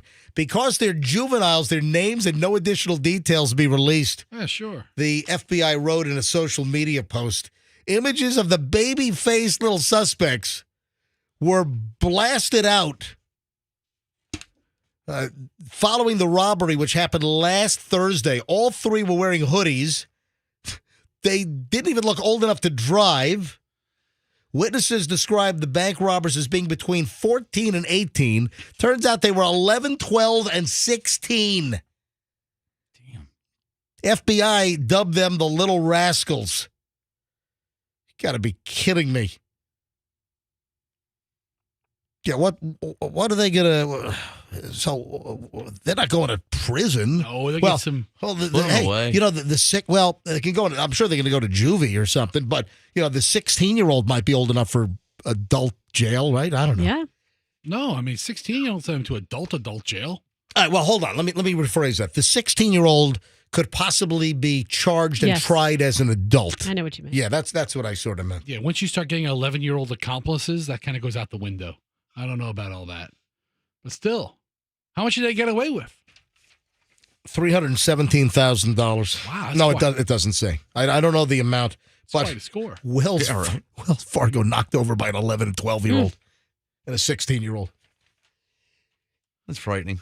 The Little Rascals. I think they're a little more than rascals. That's what the FBI Yeah, called. right? Hey, I'd say menaces. Froggy, your wife's favorite band is NSYNC or is it Backstreet Boys? I always forget. Neither. Neither. She's Yeah, a it's- New Kids person. Oh, crap. She grew up with the New Kids. Oh, so she's New Kids on the Block. Yeah, we were Yes. just giving away tickets for them last week. Yeah, you know, I had an item here. You know, Joey Fatone, you know, he just showed up at the Chad Chronister's kickoff fundraiser for his reelection campaign. Chad Chronister for Hillsborough County Sheriff, who should be reelected because he does a fantastic job. And it's a very tightly well-run agency and one of the largest law enforcement operations in the entire country. So Joey Fatone, he popped up on stage and did some entertainment at the event at Armature Works a couple of weeks back.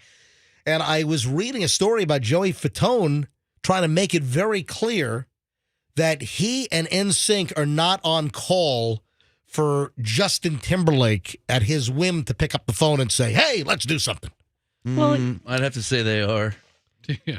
You think so? Well, listen. But Tone has the big Chronister kickoff fundraiser event. Well, Yeah, we go to. that's what I'm saying. Like Joey Fatone is busy. That guy's booked all the time. Yeah, you know, he's a nice guy. We've met him before. He's a nice guy. He can sing well. You know, he's a nice individual. But I think this is probably bothering the NSYNC guys because They probably want to hit the road and make a bunch of money. Well, listen, the one that took off, obviously, post NSYNC. Chris Kirkpatrick. You know, obviously, Justin Timberlake has, you know, dwarfed the others as far as career success. So it seems like it's a sore spot and kind of a touchy issue with the NSYNC members because Timberlake, you know, went on to, you know, much bigger things than the other members of the band when NSYNC disbanded. Mm-hmm. You know what? I was one time at a pool party in the Bahamas, and Joey Fatone was there, and Bye Bye Bye came on, and then he was like singing it with with everybody at the pool. No, it was kind of cute. Well, that sounds it was fun. Yeah, it was fun. He was a good sport. Oh, what, you going to find something wrong with that, Froggy? You going to poo-poo that? Cringy, dude. It's like singing your own song. And then Justin's song came on. He's like, shut that crap off. Yeah. And then, well, this is the other part of the story that then Joey had a number 2 accident in the pool. Yeah. Oh, Joey. Yeah, that was the second part of the story. Joey dropped yeah. a fat one. They had to clear the pool out, you know. Spalding, don't touch it! So, yes. Yeah, I mean, you got to figure. The number one question these guys are getting asked is, so are you just waiting for the reunion tour? They all have their own lives. Yeah. BSB's on tour. New Kids, they're all raking in cashola. Yeah, they're kind of coming back around. Also, there was a story in the last couple of weeks, we mentioned it, that there's going to be a new NSYNC song recorded, right? And didn't Justin Timberlake invite the NSYNC crew to all participate in a song on Justin Timberlake's new album? Why are they teasing? Yeah, I think that's the deal. You know what? Let's give away these Rolling Stones tickets right now. Let's go with caller number 55. You know what? We ought to do caller 80 for Mick Jagger's age. Yeah, that's what we'll do. Oh. Caller 80. Can you double check that he's 80? Are you yes. sure? Mm-hmm. Yeah. When does he turn 81? Hold on, I'm going to pull up his Wikipedia. You got to bring up his wiki. Give his whole All right, so birthday. let's go with caller 80. If you want a pair of Rolling Stones tickets for the Stones concert, Camping World Stadium in Orlando, June 3rd, be caller number 80. Yeah, he turns 81 in July. So he'll turn 81 on the 26th of July. When's the concert again? It's June 3rd, so he won't be quite 81. So caller 80 right now in celebration of Mick Jagger's age, 80. Caller 80, 800-990-1047. That's 800-990-1047. If you're caller 80, you'll win the tickets. Andrew, I'll grab caller 80 live on the air as well. Also in the celebrity world, I thought this was pretty cool. Danny DeVito and Arnold Schwarzenegger are working on a new movie. Oh, God. Yeah, Danny DeVito said it's coming. You know, Danny DeVito is 79 years old. Yeah. Look at him. They popped out during the Oscars. They did a little shtick. He's turning into a literal troll. What? He's turning into a troll man. Like he's getting old and.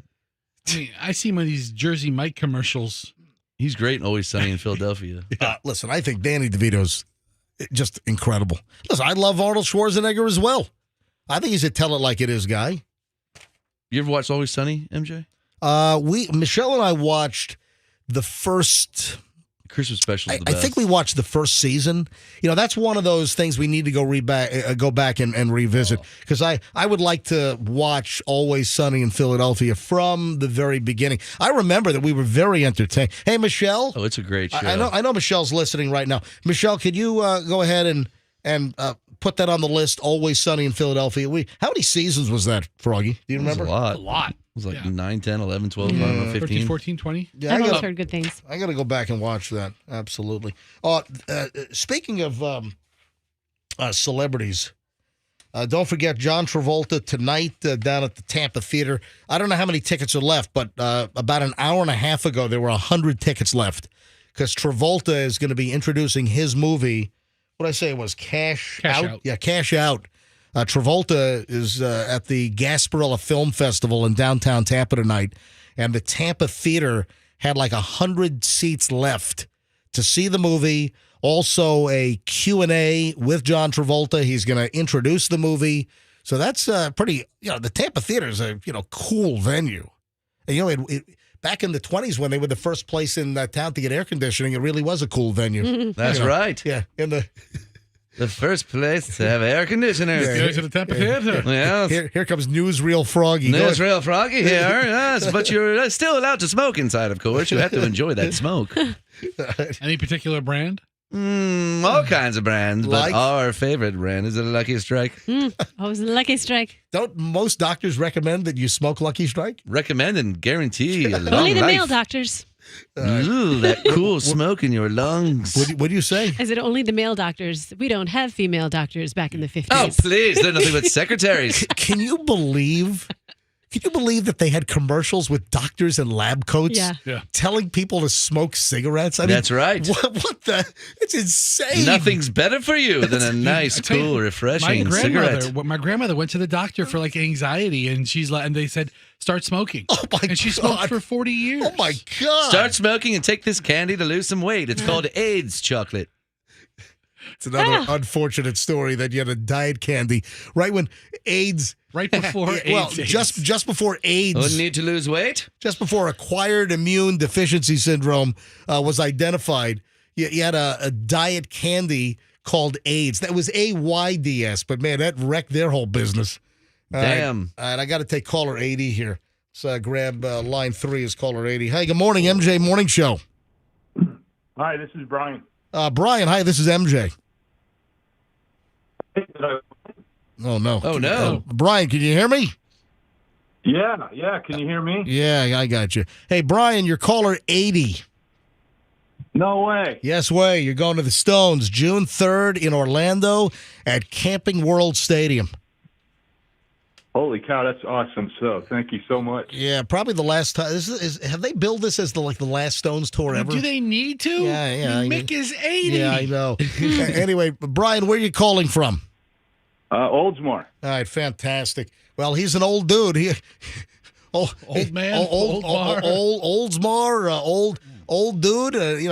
Anyway, hold the phone. Andrew's going to pick up, get you all the information you need. Brian, congratulations. Thanks for listening to the MJ Morning Show. You're going to see the Stones, okay? Thanks a lot. Yeah, I listen every day. We really appreciate that, my friend. And then tomorrow morning, more Stones tickets in the 9 o'clock hour here on the MJ Morning Show. Roxanne, are you raising your hand for something important? Waiting for the anything else before we go. MJ, we did not get to this story that I'm holding up right now, so we'll cover this tomorrow. It's a little. We'll have to save it for when the kids aren't on their way to school. It's one of those stories, What's the headline? Yeah, I'll show you. Yeah, there's a really really it's interesting. not salacious. It's just kind of adult. Yeah, icky. it's an interesting story that Yes. I asked Roxanne to figure out a way how to get it on the air. Yeah, so I'll figure out how to slide it in my on the air. And literally. there you go. And also, I want to mention I had an accident yesterday. What? And my daughter. Well, I want to say this, not a car accident, an accident. I don't want people to think that Doug punched me in the face because my lip is black and it's getting worse as the show goes along. My daughter. I didn't even notice that. Yeah, my daughter kicked me in the face. I was spotting her on a back walkover, and she's ambidextrous, so I thought the left leg was coming, but the right leg came, and so that's what all battered women say. If anybody asks, you tell them our daughter's ambidextrous. Yeah, let me give you the number for the Spring of Tampa Bay. All right, they do some nice work over there. All right, so I mean, you really felt like you had to say that you were not beaten by your husband, that you were kicked in your face by your daughter doing a gymnastics move? Well, remember what happened yesterday when I accidentally text your Michelle something about Doug, and I accidentally text my sister-in-law Michelle. It all makes sense. It all makes sense now. Maybe he got mad at me and lost his temper and just. There you go. We got to roll 9:46 at the MJ Morning Show, folks. Have a fantastic day. We'll see you back here tomorrow. The MJ Morning Show on Q105, and let's be careful out there.